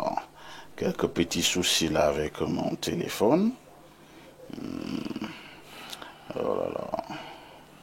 Petits soucis, hein. Bon, je pense que on va revenir à la normale là. Je pense que ça va aller. Bonjour parfait ici, l'urne de la modération. Je pense qu'au Cameroun, nous n'avons pas un bon opposant qui veut vraiment le changement. Non, vous répondez à quelle préoccupation là, monsieur? Pourquoi vous voulez tellement parler des élections? J'en ai parlé hier. Vous avez l'impression qu'on n'a pas tout dit? Je vous amène au plus 33. C'est un message qui nous vient de la France. Bonjour Perfecto et à ton panel. Il paraît que le pays est en train de partir en quoi? Les Lions ont perdu leur croc. Banla a insulté le 9 et il dit qu'il ne peut pas laisser, c'est grave. Et Ram, c'est le candidat Bachelor. Il lui faut de l'argent pour acheter les culottes Mimbon Imani B. Ce que je ne comprends pas dans l'histoire, c'est qu'il aura perdu 15 millions, car je ne pense pas qu'il pourrait atteindre les 5% pour avoir le deuxième décaissement. Pour la dénonciation, le droit d'auteur au Cameroun, c'est les Boulnganjanga. Tonton Ebogo a déchargé 27 000 francs CFA lors de la dernière répartition. Bref, l'équipe dirigeante actuelle est à la ramasse. Il est temps d'organiser des élections et d'ouvrir le jeu. Il y a bien un Espagnol à la FECA Foot, c'est Dr Fabio Tama. Dr Fabio Tama, je ne sais pas de quoi vous parlez. Hein. Je ne sais pas qui est cet Espagnol à la FECA Foot. Alors, prenons d'autres contributions ce matin. Alors, petit souci avec notre messagerie. Hein. Les messages sont en train d'arriver progressivement, mais ce n'est pas du tout évident. Il y a par exemple ce message du plus 49 que je prends là, c'est un message de l'Allemagne. Bonjour parfait. La dénonciation du jour met aussi en évidence le manque de transparence par rapport à la procédure à suivre pour s'inscrire auprès des droits d'auteur. Une procédure simplifiée et mise sur la page web de l'organisation par exemple pourrait aider. À côté de cela, le principe de business continuity est rompu, ce qui est inacceptable pour un organisme de cette envergure. Le management est mis en cause et il doit y remédier. Excellente émission à vous, c'est Hervé de Dortmund qui envoie cette contribution. Nous prenons également cette autre contribution ce matin. C'est un message qui nous vient du plus 1807. C'est un message du Canada. Bonjour, très grand parfait ici. J'ai vécu personnellement une histoire avec ma famille au Cameroun récemment et je ne sais plus vraiment où mettre la tête. C'est une histoire où j'ai besoin d'avoir des raisons, d'une forte maîtrise de soi, sinon, très cher, je peux faire des dégâts avant de regretter. Je veux donc soumettre cela à votre dénonciation pour avoir les avis de votre riche panel et de vos téléspectateurs. Alors, pourrais-je avoir les canaux par lesquels je vais déposer ma dénonciation ou alors est-ce que je vous le dépose ici et vous l'acheminez à qui de droit? Appelez-moi après l'émission, hein, je vais vous mettre en contact avec Alain Douk. Un autre message ce matin, que dit ce téléspectateur? Dénonciation espace miné. Bonjour Monsieur Parfait, ici je viens porter à votre attention la situation qui se passe à l'École nationale des travaux publics de Yaoundé au terme d'une intense formation de 5 années d'études. Bon, c'est vraiment une dénonciation. Il faut appeler après l'émission et on essaiera d'abord d'étudier cette dénonciation. Vous ne pouvez pas m'envoyer une dénonciation comme cela en pleine antenne et moi aussi je commence à lire. Et si vous me piégez, et surtout que vous aimez bien me piéger. Alors, nous prenons un autre message très rapidement ce matin. Alors, nous prenons celui-ci, hein. C'est un peu compliqué parce que les messages sont en train d'arriver au même moment. Bonjour, le 3e président, Chiroma de la modération et au panel. Je ne sais pas de quoi vous parlez, hein. Je ne sais pas s'il y a un 3e président. Bonjour, Monsieur Parfait. Ici, Monsieur Hiram doit apprendre la politique. Il lui faut du temps pour s'installer et s'imposer sur le territoire. Bien des choses à vous. C'est Florent Angoni, Eze, écrivain camerounais. Un autre message très rapidement ce matin. Je prends celui-ci. Bonjour Parfait ici. Hier, vous avez encore démontré que vous êtes un sac de modérateur. L'émission était tout simplement nickel. Merci. Hein. Alors, nous reviendrons tout à l'heure pour Alors, ce matin, nous vous le disions, nous marquons un arrêt dans le cadre de votre mardi entrepreneuriat pour parler des affaires. Une interrogation précise, une interrogation simple. Peut-on faire dans les affaires en étant honnête? Un homme d'affaires peut-il être honnête? Je passe la parole à Youssef Zambo, comme d'habitude, qui nous plante le décor. Qu'est-ce qu'on fait rire? Zambo, qu'est-ce qu'il se passe? Le thème, c'est un autre niveau. Parce qu'il touche tout le monde. Tout le monde n'est pas un homme d'affaires. Non, il touche tout le monde. Parce que les affaires et l'honnêteté. Quand vous avez proposé ce thème, tout le monde a ri. C'est-à-dire même... ça, je croyais le secret. Alain Douk, Ibrahim, tout le monde me dit que... Bon? J'ai dit non, on va parler de ça. Déjà, ici, il faut définir qu'est-ce que l'honnêteté en principe. Tout à fait. Il faut commencer par là. L'honnêteté est la capacité... Non, l'honnêteté est la qualité. La qualité d'agir avec intégrité et transparence. L'honnêteté est la qualité d'agir avec intégrité et transparence. Mais il faut définir ce que c'est que l'intégrité. L'intégrité est la qualité d'une personne qui agit de manière cohérente avec ses valeurs à lui, ses principes et ses croyances. C'est ça l'intégrité. J'ai dit ses valeurs, ses principes et ses croyances. Il y avait un autre mot compliqué, transparence. La transparence, c'est quoi ici? La transparence est la qualité d'être ouvert et honnête dans ses actions, ses décisions et ses communications. Quand j'insiste sur c'est pour montrer que l'honnêteté reste quelque chose de très subjectif. L'honnêteté dépend de la personne qui est en pleine exécution d'une action précise. On présente ça ici comme, bon, on n'a pas tous les mêmes principes, on n'a pas tous les mêmes valeurs, on n'a pas tous les mêmes croyances. L'honnêteté reste subjectif. Maintenant, dans les affaires, peut-on être honnête? J'aimerais le préciser que il y a beaucoup d'avantages ici à être honnête. Déjà sur le plan de la confiance et la réputation, c'est très important parce que lorsqu'on est honnête, on vous fait facilement confiance, vous engagez une réputation sur le long terme. Et aussi, vous avez cette faculté à savoir fidéliser vos clients parce que tout le monde qui a été traité honnêtement reste presque à jamais avec vous. Maintenant, au niveau de la culture d'entreprise positive, c'est aussi important parce que lorsque vous êtes honnête, votre entreprise a une image, une notoriété, a une valeur éthique assez positive et qui aide justement l'entreprise à fonctionner. Et vous entamez aussi des formes de résilience à long terme. Maintenant, il y a aussi donc des défis de l'honnêteté dans les affaires parce qu'en réalité, il n'y a pas que des actions positives qui viennent d'une personne honnête. Il y a ce qu'on appelle la pression concurrentielle. Quand je parle de pression concurrentielle ici, c'est dans les secteurs où la concurrence est intense.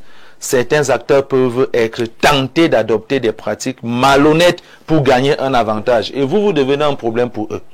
Il y a des coûts à court terme parce que adopter des pratiques éthiques peut entraîner les coûts initiaux plus élevés. Que ce soit en matériel de production, le marketing, la conformité, parce qu'en réalité, quelqu'un qui est honnête va vouloir tout faire selon les règles, selon la norme, et va vouloir prendre des raccourcis. On a aussi des difficultés de négociation, parce qu'en réalité, la malhonnêteté, c'est aussi parfois de tricher un peu, d'aller un peu plus vite, mais le malhonnête va vouloir être très gros pour dire que il y a des avantages, il y a des inconvénients, mais personnellement, parfait. Ce que moi j'enseigne aux entrepreneurs lorsque je fais mes formations, je leur dis, les honnêtes sont à l'église tous les dimanches, en train de prier, attendant que la manne viendra du ciel. Les malhonnêtes sont à Kondengui, en prison, et les malins font les affaires. Il y a une malignité qui parfois peut être vicieuse. Hein? Je m'arrête d'abord à malin. Habituellement, le malin, il est toujours là dans la duperie. Pas toujours. Pas toujours. Ça peut être un grand débat. Alors, Ibrahim Maxime, Youssef Zambo a planté le décor sauf si vous avez des choses à redire, c'est de votre droit. Mais je voudrais d'abord que vous puissiez nous définir ce qu'on entend par un homme d'affaires. Ça peut se paraître facile, on se dit un homme d'affaires. Mais est-ce que nous sommes au même niveau de compréhension? Qui peut être considéré comme étant un homme d'affaires? Celui qui fait les affaires. Et il s'agit de quelles affaires? Alors, il y a plusieurs types d'affaires. Il y a tellement de catégories d'affaires, de types d'affaires, de domaines d'affaires que... Mais il faut dire que dans le secteur de l'entrepreneuriat ou dans la science entrepreneuriale, quand on indexe un homme d'affaires, c'est un acteur sur la scène économique. C'est un acteur qui collabore avec soit des fournisseurs et soit des récepteurs ou ceux qui ont besoin d'un service. C'est cet homme-là qu'on appelle un homme d'affaires. Il fait les affaires en aval, il fait les affaires en amont. C'est-à-dire qu'il voit un fournisseur, il lui dit « Ok, je vais payer ton produit ou ce téléphone, je dis des bêtises comme ça, à 200 000. » Et puis, il va en aval sur celui qui veut recevoir le service ou le produit et lui dit « Je te le vends à 250 000. » Donc, ce monsieur-là qui est acteur et qui interagit de la sorte est un homme d'affaires. Et ça peut être dans plusieurs cadres. Il y a ce qu'on appelle les apacheurs, les apporteurs d'affaires, qui sont aussi des hommes d'affaires parce que de toutes les façons, sont des intermédiaires entre celui qui veut le service et celui qui fournit le service. Et donc ça, c'est comme ça que simplement, on peut comprendre que c'est qu'un homme d'affaires. Mais je pense qu'avec l'introduction de Joseph Zambour, on peut avoir des sérieux problèmes avec la thématique de ce jour. Ouais. Je suis bien content. Quand il a donné cette définition, il a dit Joseph, tu nous appelles les problèmes. Tu vas faire, on va sortir d'ici, les gens vont devenir malhonnêtes. Ah ouais. Donc il faut que moi aussi j'ai eu peur. Donc il faut que je redéfinisse un peu. Je propose une deuxième définition. Joseph, tu vas me le permettre. De l'honnêteté, parce que moi aussi j'ai ouvert rapidement le dictionnaire parce que j'étais un peu dérangé. Alors, le dictionnaire que moi j'ai, qui n'est pas le dictionnaire de Joseph, lui il dit que l'honnêteté c'est la valeur morale qui consiste à dire la vérité. Voilà. À être transparent et à agir avec intégrité. Parce que justement, dans une affaire de principe, de valeur interne. On assiste on a des chiffres de valeur. Et il y a des personnes qui sont malhonnêtes, ils assument être malhonnêtes, ils pensent que c'est une valeur aujourd'hui d'être malhonnête. Donc on ne peut pas aller dans cette dynamique-là en termes de fondation, sinon on va pas s'en sortir. Tu as ajouté une seule expression. Oui. La vérité. La vérité, voilà. Et la vérité maintenant c'est quoi? Voilà. Dis-nous, l'intégrité c'est quoi? Voilà. La transparence c'est quoi? Moi je vois chose à l'honnêteté. Je vais dire ceci, n'est-ce pas? Permets-moi de finir ma définition, qui est la base sur laquelle je crois qu'on va travailler. Oui. C'est la qualité de quelqu'un qui est digne de confiance, qui respecte les règles et les lois, et qui agit d'une manière éthique. Tout à fait. Quand on dit vérité, c'est-à-dire véracité, ça veut dire la vérité, même si cela est difficile ou désagréable à entendre. On parle d'hommes d'affaires malhonnêtes parce qu'en réalité, on parle d'hommes d'affaires qui ment. C'est ça. C'est-à-dire que le dilemme est entre la vérité et le mensonge. Quelqu'un qui te ment est malhonnête. Quelqu'un qui dit la vérité est honnête, il est intègre. Et donc dans les affaires, le tout est qu'il y a beaucoup de mensonges dans l'univers des affaires. Parce qu'il y a même de la manipulation dans l'univers des affaires, afin d'amener un client à accepter le produit. Mais est-ce qu'il faut... Et ça, c'est malhonnête.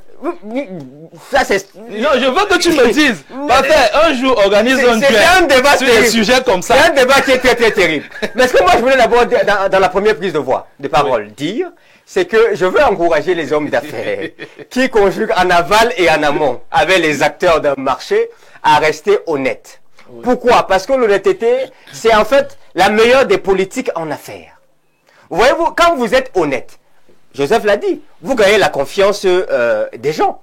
Quand vous êtes honnête, Joseph l'a dit, votre réputation, elle porte. Et il y a des hommes à qui on ouvre les portes à cause de leur réputation. Quand vous êtes honnête, vous fidélisez les clients. Parce qu'en fait, quel est le client qui aimerait avoir affaire à un homme malhonnête? Moi, je n'en connais pas. Si moi, je fais des affaires avec toi, après je me rends compte que tu es malhonnête, je ne ferai plus d'affaires avec toi. Et quand quelqu'un vient me dire, il veut faire des affaires, le type là, c'est un malhonnête. Donc, en termes de véritable homme d'affaires qui a une vision, qui a des objectifs à atteindre, il sait que l'honnêteté est une valeur qu'il faudrait qu'il mette à côté de lui. Et lorsque vous êtes dans une entreprise où les employés ont un patron malhonnête, comment cette entreprise va aller loin si les employés savent qu'il nous ment, il nous trompe, il nous vole, il ne paye pas les salaires, il triche? Non! La malhonnêteté n'est pas un atout. Et ça, il faut déconstruire ça dans les esprits des uns et des autres. La malhonnêteté n'est pas un atout.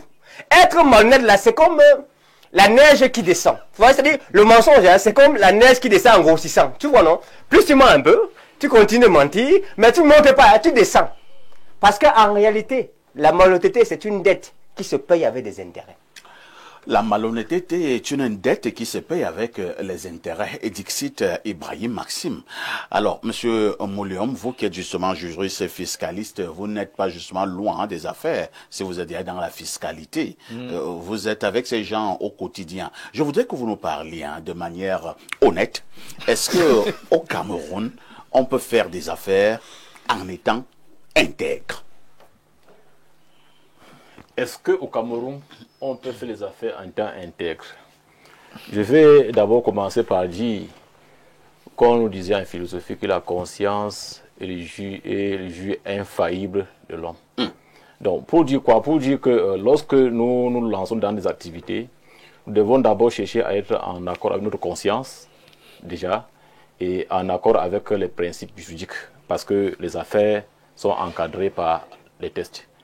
Il y a les ateliers au OADA sur le plan communautaire qui encadrent les transactions entre les individus dans le cadre des affaires. Donc, déjà pour dire que d'une manière juridique, l'exercice des affaires est sécurisé. Maintenant, il faudrait donc partir de ça. J'ai d'abord parlé de la conscience qui émane de l'individu, qui doit chercher à être intègre dans ce qu'il fait. Mais il y a le contexte social. Il y a le contexte social qui peut être un frein à un certain moment, et l'environnement même juridique, administratif et autres, qui peut pousser à un moment certaines personnes de bonne foi au départ à se retrouver dans des conditions compliquées. Donc, dire d'emblée, ou bien trancher d'emblée si quelqu'un peut être honnête ou malhonnête en affaires, je pense qu'il faudrait qu'on analyse selon j'ai dit l'environnement. Mais pourquoi vous devez le faire? Non, parce que je suis pas bien. L'environnement et les lois. Oui, il y a l'environnement. Il y a l'environnement juridique, il y a les tests. Il y a le comportement de ceux qui doivent appliquer les tests, qu'il faut appliquer les tests. Et maintenant, il y a l'environnement même des partenaires d'affaires. Vous pouvez, dans votre réponse, je peux simplement comprendre que c'est difficile de faire les affaires au Cameroun étant intègre. C'est ce qu'il faut dire. On devrait faire les affaires au Cameroun, on devrait faire les affaires. On devrait faire les affaires intègres. Mais l'environnement, le contexte, parfois nous pousse à ne pas l'être. Vous voulez justifier la malhonnêteté par l'environnement? Non, il dit la vérité. Non, je ne justifie pas la malhonnêteté par l'environnement, mais je dis, dans d'autres contextes, on peut même être de très bonne foi, mais faire face à cette situation, on peut être malhonnête.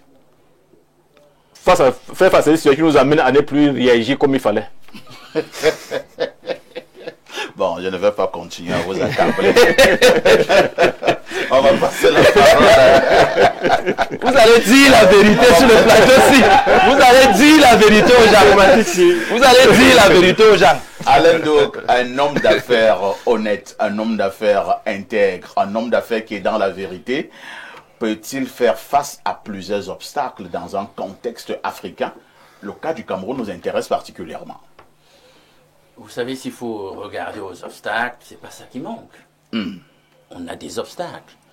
Des obstacles qui font que certains ne déclarent pas exactement, par exemple, leur réel chiffre d'affaires, en raison d'une fiscalité qui peut s'avérer être très vorace, ce genre de choses. Mais la question fondamentale à laquelle nous voulons répondre, c'est est-ce qu'on gagne à être honnête en affaires? Alors, l'honnêteté ici, c'est bien ce qu'a fait Maxime tout à l'heure, c'est cette faculté, cette capacité à restaurer les faits, la réalité pour ce qu'elle est. C'est ce qu'il a appelé la vérité. Même si elle peut être dérangeante. Alors, il y a Edelman qui a fait une étude en 2022 sur la problématique de l'honnêteté justement dans les affaires, dans le contexte qui est le nôtre, postmoderne. Et on se rend donc compte que 86% de consommateurs disent que s'ils se rendent compte qu'en réalité ils ont affaire à une entreprise qui n'est pas honnête d'une manière ou d'une autre, les 86% des clients disent, ou des questionnés disent qu'ils se détournent de la marque. Vous savez pourquoi vous relativisez, vous deux là, au sujet de l'honnêteté, qui doit être une valeur cardinale, une vertu? Dis-nous, Alino. L'enjeu, c'est l'argent. Ah, oui. C'est l'argent qui nous amène à nous prostituer moralement dans le champ des affaires et dans les autres champs d'activité sociale dans cette vie. Le pouvoir corrupteur de l'argent. Les gens vous disent, c'est bon d'être honnête, ça paye toujours. L'homme d'affaires, certains hommes d'affaires vous disent, mais pas assez, pas assez. Et c'est exactement la réponse. Hein. C'est exactement la réponse. Pas assez. Mais tu l'as dit toi-même. L'expérience et les études. Parce que là, les gens ont voulu trancher sur le sujet. L'honnêteté, finalement, elle s'impose. Parce que non seulement les études ont montré que lorsque vous êtes une marque ou une entreprise honnête, ça a un impact sur la productivité et la confiance de vos employés en l'entreprise. Ça donc, par effet de transitivité, un impact sur le revenu et la productivité d'entreprise. Non seulement les gens sont beaucoup plus stimulés maintenant à produire, et finalement, ça améliore la relation client et la productivité donc s'en trouve améliorée parce que les gens, justement, des études ont montré aussi qu'ils sont plus disposés à s'orienter dans leur comportement de consommation vers des entreprises qui sont honnêtes. Le contexte général, c'est-à-dire que vous vous positionnez donc de par votre honnêteté mieux sur le marché par rapport à vos concurrents qui, eux, sont malhonnêtes. Vous vous rendez compte? Pourquoi ça compte? Pourquoi les gens tiennent? Même ceux qui vous disent que non, l'honnêteté, on peut jouer là-dessus. Eux-mêmes, ils n'admettraient pas qu'on soit malhonnête vis-à-vis d'eux. Hein. Ils vont sanctionner ça. Je peux vous le dire. Imaginez une entreprise qui vous produit un jus. Il y a une substance là qui est hautement cancérigène. Elle prend un petit nom de code là, elle vous cache.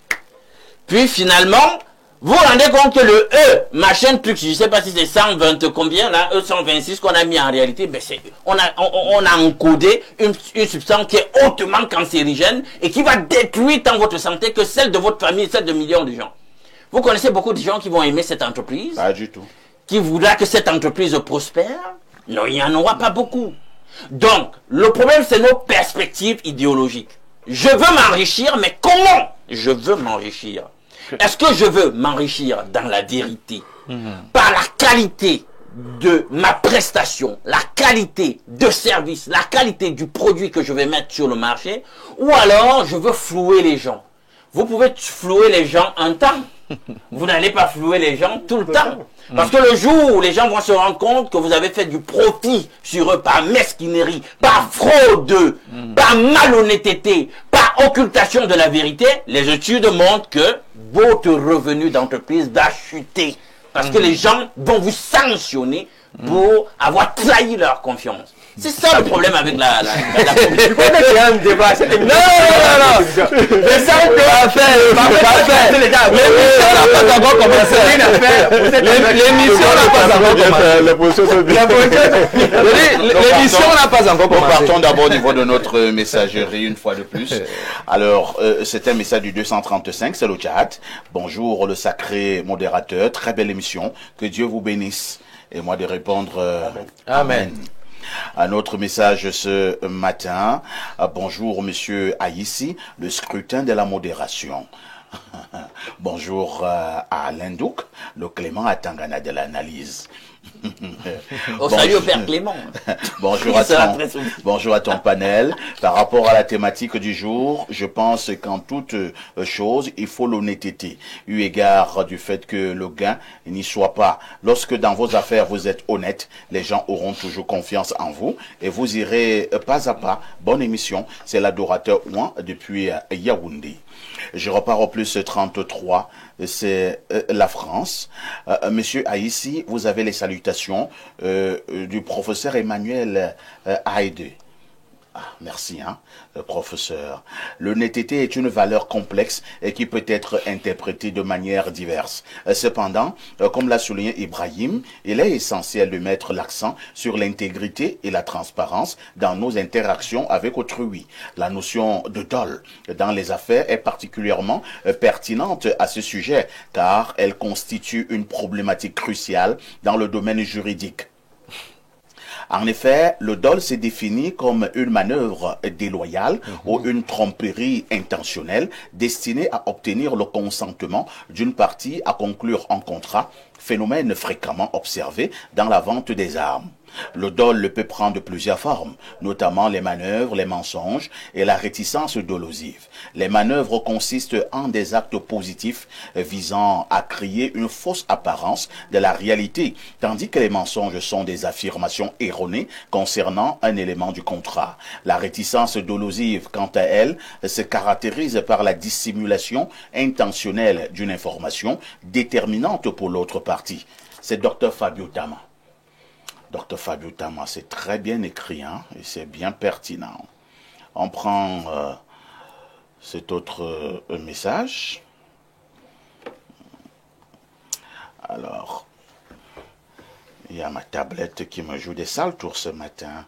Pourtant, c'est une tablette de dernière génération. Alors, je reviens à vous, Joseph Zambo.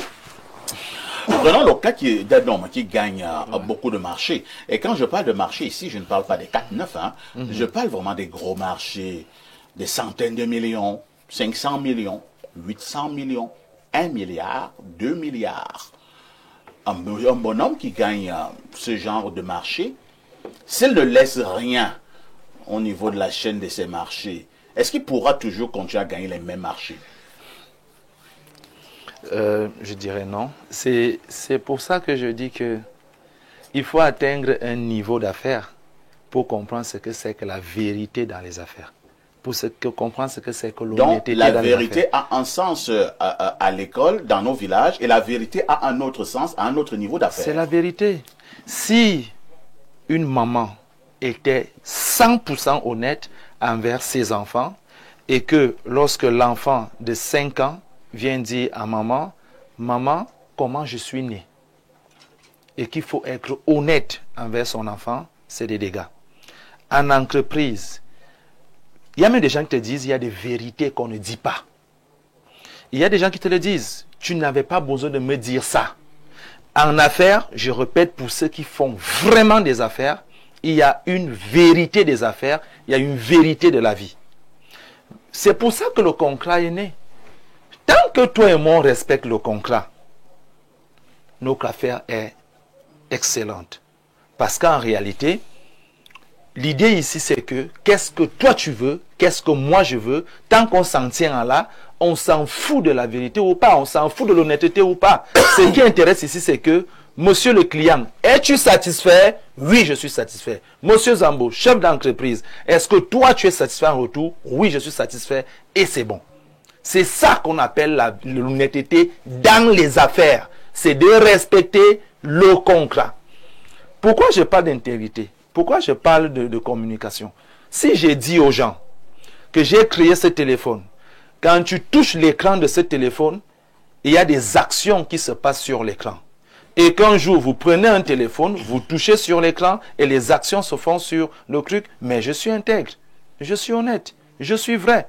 Bon, je ne refuserai pas qu'il y aura un peu de destruction de couches d'ozone. Je ne refuserai pas qu'il y aura ceci, parce que chaque chose a son avantage et petitement son inconvénient. Mais il faut que les gens arrivent à comprendre ce que c'est, ce qu'on appelle vraiment les affaires. Et de comprendre que parfait, lorsqu'on ancre déjà à la dimension des affaires, l'entrepreneur a deux choses qu'il cherche.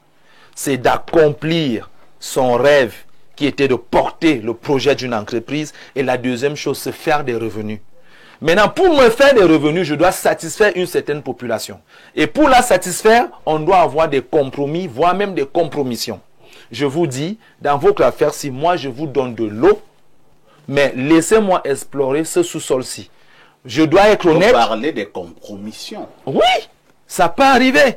Mais vous parlez avec autant d'aisance, comme si être dans des compromissions, c'est bien. Mais c'est ça les affaires. Il faut que les gens comprennent, les affaires, c'est pas pour se faire les bisous. Les affaires, tu veux pas faire les affaires, tu restes chez toi. Va dormir à l'église. Les affaires, c'est un monde de guerriers. C'est des lions qui se combattent. Et là-dedans, tant que chacun trouve son compte, c'est bon. Vous voulez la vérité, allez prêcher l'évangile. Les affaires, c'est un combat. C'est des arguments, c'est des croyances, c'est de l'intégrité, c'est de la communication, c'est le storytelling, c'est un narratif qu'on ressort. Parce qu'il faut à tout prix faire pousser toute une grosse machine. Et en retour, on revient toujours avec des associations et des fondations pour essayer un peu de temporiser, calmer le jeu, aider les populations, construire quelques salles et tout. Mais je vous dis, parfois ici, on ne travaille pas de l'argent avec une Bible à main en train de l'ouvrir page par page. Quand on travaille de l'argent, on a des yeux rouges. Mais on ne fait pas du mal. On travaille de l'argent avec l'épée. Bah, ça peut arriver. Avec un pistolet. Ça peut arriver. Je dis ça peut arriver. Mais ce que je dis ici, c'est que c'est une affaire de deux personnes. Très bien. Celui qui a un projet et celui qui reçoit le projet. Les deux s'entendent. Si chacun a reçu son résultat, bonne affaire.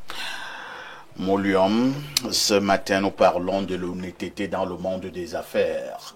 Et Youssef Zambo nous fait comprendre que dans le cadre justement des affaires, à un moment donné, nous ferons des compromis, et y compris même des compromissions. Vous êtes du même avis? Peut-être à ma conclusion, vous saurez si je suis du même avis ou pas. Mais ce que je veux dire, c'est que d'emblée, en affaires, il faut déjà de l'éthique. Ça, c'est clair. Parce que tant qu'il n'y a pas d'éthique, il n'y a pas d'honnêteté, on ne peut pas s'en sortir. Ça, c'est le principe. Mais déjà, au quotidien, moi, ce que je fais dans l'accompagnement des entreprises. Donc, je suis avec les chefs d'entreprise au quotidien. Notre rôle, c'est d'accompagner les entreprises sur le plan comptable et fiscal. Et vivant leur réalité, c'est parfois difficile de se prononcer d'une manière péremptoire sur certaines questions. Parce que face à certaines circonstances et certaines situations que les chefs d'entreprise traversent, on ne peut pas dire qu'ils peuvent être totalement honnêtes. La position peut dépendre de la situation dans laquelle on se retrouve. Si on est consommateur, on consomme un produit, on va défendre Mauritius et vouloir que le producteur soit honnête, parce qu'on est consommateur du produit. Mais mettez-vous à la place du producteur qui est homme d'affaires et regardez la chose d'une autre façon, vous n'aurez plus la même position. La position va carrément changer.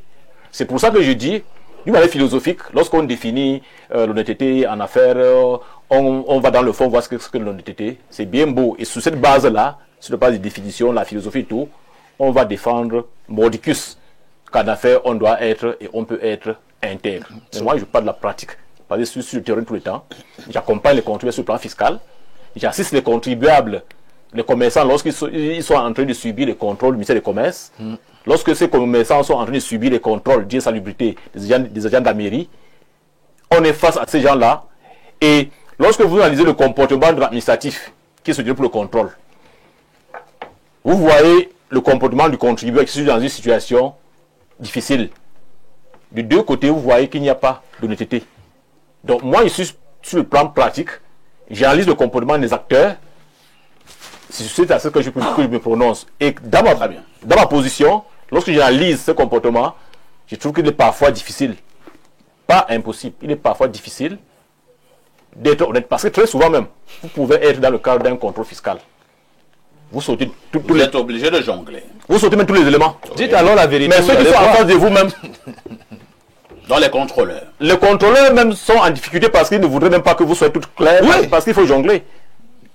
Donc vous voyez que la situation est difficile. Vous pouvez être dans notre environnement fiscal au Cameroun. Ceux qui sont plus persécutés sont ceux qui sont connus du fisc officiellement. Parce que quand vous êtes connu dans le fichier du contribuable, on vous contrôle tout le temps. On vous tend des pièges. Par contre, il y en a qui sont malhonnêtes et qui sont prêts à aller gérer par derrière et ça passe. C'est pour dire que c'est difficile, mais pas impossible. Nous allons passer la parole à Ibrahim, mais avant de passer la parole à Ibrahim qui sourit, je voudrais qu'il puisse légèrement disserter sur cette citation que donne un téléspectateur ici. Hein. Bonjour parfait à ici. Je réponds en français trop facile. Un homme d'affaires est un bandit reconnu. Nicolas Machiavel disait, je cite, « Il vaut mieux être rusé que violent, car les hommes sont vils et lâches. » C'est Sylvestre Enyegu. Alors, en termes de commentaires, je m'oppose à cette dynamique qui est tout de même une vérité, une réalité. Parce que tout ce que mes confrères disent, c'est des réalités. C'est des réalités qu'on retrouve sur le terrain. Mais ce qu'il faut dire, c'est que on ne peut pas prendre une position où on accepte la malhonnêteté. Parce qu'on est dans un cas de figure où parce que l'autre a été malhonnête, je ne peux plus aussi être malhonnête. Honnête autant pour moi. Il présente des cas de figure où le système ou le contrôleur vient avec une dynamique de malhonnêteté et le contraignant ainsi, volontairement ou involontairement, à prendre une position de malhonnêteté par la suite. Un pays de malhonnêteté, moi je suis même pas dans cette affaire-là. Et c'est pourquoi j'aime la thématique du jour. Parce que c'est une thématique qui ne s'adresse pas qu'à l'homme d'affaires, mais à tous les acteurs qui travaillent dans les affaires. Pour comprendre que la question de l'honnêteté, c'est la question de tout le monde. Parfait, ici, il faut être honnête. C'est-à-dire qu'on a déjà dit les bénéfices à être honnête. Ce n'est pas une chose qu'on peut gérer. Maintenant, il y a l'environnement qui peut aider la vérité, comme il y a un environnement qui peut aider ou dissuader les hommes qui sont véridiques.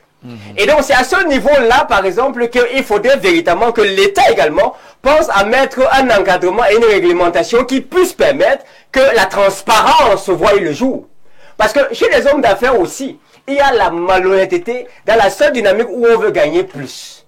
Allons sur la base classique, mon ami fiscaliste, que j'aime beaucoup et qui combat pour les entrepreneurs. Je le suis beaucoup et je l'aime beaucoup d'ailleurs. Parce qu'il mène vraiment un combat contre l'oppression fiscale sur les entrepreneurs. Mais la vérité est que lorsque vous entrez dans les affaires, vous dites je suis un commerçant.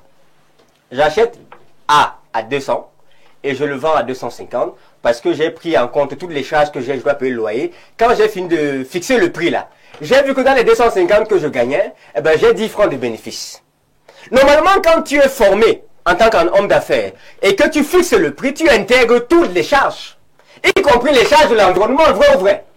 Donc, si tu as intégré toutes les charges de l'environnement, comment se fait-il que tu veux un peu plus que le fait que tu avais déjà ce qui te permettait d'être satisfait de ton bénéfice? C'est cette valeur-là qui est un sérieux problème. Le sérieux problème qu'on a, c'est qu'on est face à une période de crise de valeur, parfois ici. Les gens sont en train d'intégrer le fait que être malhonnête, c'est bien. Les gens sont en train de démontrer par A plus B avec des faits que être malhonnête, c'est bien. Or, ce n'est pas bien. Je le dis avec toute ma dernière énergie. Je ne le dis pas que à mes confrères, hommes d'affaires, je le dis à tous les acteurs qui interviennent dans la chaîne. Il faut travailler la vertu de l'honnêteté. Donc, ce monsieur-là, il a dit la réalité. C'est vrai, ça se voit. C'est pas comme s'il monte. Moi, j'apprécie le cas adverse qui est en face de moi parce qu'il disait la vérité de ce qu'il rencontre sur le terrain. Mais ce n'est pas ça qu'on va promouvoir. Et on va pas aussi nier ce qu'ils sont en train de dire. Mais il faut qu'on comprenne qu'il faut véritablement aller dans une dynamique d'honnêteté et que c'est une valeur auquel on ne peut plus s'en foutre. Et si on leur dit la vérité alors? Non, écoutez, maintenant j'ai compris ce que Joseph voulait dire. Et si on dit la vérité aux jeunes qui veulent devenir entrepreneurs? Il faut leur dire qu'il faut entrer dans des compromissions. Joseph, depuis qu'on est ici là, pour parler aux entrepreneurs, on les ment. Je dis. Non, reprends ma question. Est-ce qu'on les ment depuis qu'on est ici là, ça fait plus d'une année? On est dans une décision, soit tous échouent en affaires, soit tous réussissent en affaires. Et là, j'ai dit, et si on dit la vérité aux jeunes? Non, tu peux pas dire. Et moi, je te pose une question. Attendez un peu. Est-ce qu'il est démontré également à 100% que pour réussir dans les affaires, il faut être malhonnête? Je n'ai jamais dit qu'il faut être malhonnête. C'est ce qu'on retient de toi. C'est ce qu'on retient de toi. Cette phrase l'avait dit ça. Je fais l'effort de ne pas me comprendre. Bon, non, vous refusez la réalité. Explique-toi encore bien. Si vous me le permettez, j'ai dit ceci. J'ai sorti mon tableau de classification périodique. J'ai sorti 3 éléments. L'honnêteté, la malignité et la malhonnêteté. C'est quoi la malignité? Magnifique! On appelle ça la ligne médiane, la vérité générale. On nous apprend ça en philosophique. Ok? la vérité générale. Parce que chacun de nous a sa vérité. Donc la vérité générale est maligne. Attendez, laissez-moi parler. Attention à sa vérité. Attention, laissez-moi parler. Laissez-moi parler. Il y a une vérité qui serait meilleure à nous tous, mais chacun de nous aura sa vérité à lui. Là, je vous parle de la pratique entrepreneuriale. Ce que je fais ici, c'est que, pourquoi on parle de la prospection? C'est d'arriver sur une surface et de me dire, qu'est-ce que ces gens ont besoin? Qu'est-ce qui leur ferait plaisir? Qu'est-ce qui va les arranger? Maintenant, quand j'ai su ce qui va les arranger, maintenant, qu'est-ce que moi pourrais m'arranger à leur donner ce qu'eux, ils veulent? Et là, je m'assois sur le document, je fais ton travail que tu aimes bien faire. C'est de sortir le business plan, qui ici intègre la vérité générale, celle qui est une vérité qui m'arrange moi, l'homme d'affaires, et cette vérité qui arrangerait les populations qui sont là. C'est ça que j'appelle la malignité. C'est dans cette ligne médiane-là. Dans l'une des interventions de Zambo, j'aime ça. Il a parlé, il a interpellé les problématiques écologiques. Il a dit on peut faire des dommages à la couche d'ozone, mais tant que nous... J'ai aimé ça, monsieur. J'ai aimé ça, monsieur. Vous avez vu où il a bloqué? Cécile Rhodes disait ceci. Oui. Voilà une citation. Et j'espère que l'argent, c'est le sang des autres. Et à chacune de tes interventions, on sent ça. Donc, c'est-à-dire que tu es capable de mettre toute la terre en danger pour vivre que ton activité prospère. Non, on ne va pas arriver là. Bon, pas tout à l'heure. Il y a des gens qui sont encore moi. C'est ce que je développe. On a parlé tout à l'heure de l'honnêteté en tant que restitution de la vérité. Fais attention, il y a des subtilités. Être dans un contexte, un écosystème entrepreneurial général, oppressif pour l'entrepreneur, c'est une vérité. Elle est là. Vous le vivez, vous n'arrivez pas à suivre, vous êtes toujours au rouge, etc. Alors, c'est une vérité et il faut manager la vérité en question. Donc, est-ce qu'il est juste d'obéir à des lois injustes? Maintenant, là, se pose la question. Si je continue comme ça, le sujet en question est trop profond. Soit je fais de l'honnêteté arbitraire qui mène à ma propre extinction dans un contexte qui, lui, n'est pas honnête, il n'est pas juste. Et par moment, je mettrai variable. Voilà. Et du coup, je développe ce qu'on appelle des facteurs d'adaptation. Je m'adapte. Juste de l'intelligence pour m'adapter et survivre. Ça, c'est autre chose. Le malin. Non. Ce n'est pas l'adaptation. L'adaptation, c'est quoi? C'est l'adaptation. On s'adapte pour survivre. Ça ne veut pas dire qu'on fait des dommages, soit à ceux qui sont en face, soit à nous-mêmes, soit à ceux à qui on apporte nos prestations. Parce que c'est là l'enjeu. Or, tu vas voir que ceux qui sont les défendeurs de la position, de la relativité au sujet de l'honnêteté, c'est parce qu'ils sont prêts à tout, en réalité, pour s'enrichir au détriment de tout et de tous. C'est ça le problème. Sinon, est-ce qu'on devrait faire des affaires sans éthique, sans morale? La morale doit être invitée partout. Je répète. Parce que sinon, nous vivons dans cet enfer capitaliste dans lequel nous sommes en train de baigner dans cette période postmoderne. Je répète. Parce que les gens, je te prends un exemple, dans l'industrie pharmaceutique, ils disent qu'ils font des affaires. Tu fais des affaires où tu vends des poisons aux gens. Tu évites de mettre sur la notice qu'en réalité tu as introduit tel poison là qui va endommager le pancréas. Tant que tu veux tes millions de dollars de profit, tant mieux. C'est sérieux ça? Donc, non, puisque tant qu'on peut faire des dommages. Alors, je te dis, alors que si toi et moi on entre en affaire maintenant, je te fais voir l'affaire. Oui. On va se rappeler. Vous n'avez pas encore fait les affaires. Je vous dis, quand vous allez faire des affaires, vous comprendrez que... Non, vous comprendrez la différence. Vous comprendrez la différence entre le malhonnête et le malin. Il y a plusieurs autres agences qui ont fait des études sur le sujet pour montrer qu'en réalité, philosophiquement, la vérité philosophique finalement s'impose même empiriquement. C'est-à-dire qu'au finish, l'honnêteté finit par donner raison à ceux qui la pratiquent. Bonjour, perfecto. Si on part du principe que affaire veut dire qu'un agent a fourni un bien ou un service à un autre agent B contre rémunération, être honnête reste indéniable. Le respect du contrat est primordial. Sinon, comme les panélistes le disent depuis, être malhonnête fait perdre son entreprise. Le souci reste le fait de la transaction de l'agent A à l'agent B est encadré par le politique, le social et tout le reste. C'est là où interviennent les réalités du terrain. Pour conclure, entrer dans les magouilles n'est pas bien. Réalité de terrain ou pas, la poursuite du gain ne doit pas entraver l'éthique. C'est Valdez Mbom, ingénieur agronome, et depuis Mbalmayou. Un autre message. Bonjour Perfecto. Il est difficile de trouver les hommes d'affaires honnêtes. Il y a des entreprises et dès leur création octroient des salaires minables à leurs employés, leur disant de supporter parce que l'entreprise vient d'être créée et par conséquent ne fait pas encore de profits. Mais après plusieurs années, on voit l'entreprise grandir, mais les salaires restent inchangés.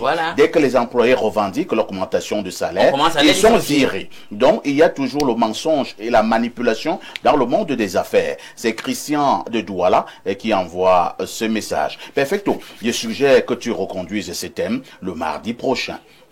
Alors au 228, le 228, c'est un message du Togo. Bonjour grand modérateur. Le thème du début est très intéressant. Trop de malhonnêtes aussi en affaires au niveau des réseaux sociaux, se passant pour 1 milliard de monde en e-commerce. Le petit junior Natabo de 22 ans, béninoise de nationalité, fait de grandes victimes sur les pays d'Afrique francophone. Arrêtez-le s'il vous plaît. Comment le traquer? Nous disposons des preuves.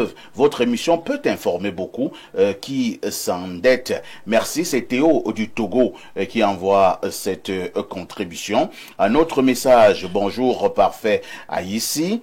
Ce Joseph Zambo est dangereux. Zambo, tu vois ce que tu fais déjà. Je suis obligé de dire la vérité aux gens. Même si moi j'ai ma valeur personnelle, mais je suis obligé de dire, moi je ne suis pas là pour lire les livres. Je suis là pour que quand un homme d'affaires, un jeune va se retrouver face à certaines réalités, qu'il sache comment se positionner d'une manière vraie. Je ne suis pas là pour raconter le rêve aux gens. Bonjour parfait. Ici, ainsi qu'à votre riche panel, je dirais qu'il est possible et même louable d'être honnête en affaires. Malheureusement, il est déplorable de constater avec regret dans notre contexte aussi bien national qu'international que les hommes d'affaires sont pour la plupart malhonnêtes pour des raisons multiples et variées. Voilà pourquoi je serais en partie d'accord avec les propos de M. Zambo. Il y a une vérité des affaires et une vérité de la vie. Ou encore celle que je préfère. Les honnêtes sont à l'église, les malhonnêtes sont en prison et les malins font les affaires. Malgré tout, il serait souhaitable de faire les affaires en restant honnête, car cela est possible. C'est Price depuis Bafan qui nous envoie ce message. J'ai une mauvaise nouvelle pour vous. Oh, Jesus. L'émission est actuellement terminée. On a fait comment? Comment c'est possible? C'est terminé. On n'avait pas encore commencé. C'est terminé. Merci à Joseph Zambo, merci à M. Moulion, merci à Alain Douk, merci à Ibrahim. Ne ratez pas la rediffusion de ce programme que vous pouvez regarder tous les soirs à partir de 22h30 en toute honnêteté. Avec tout ceci, que faites-vous encore ailleurs?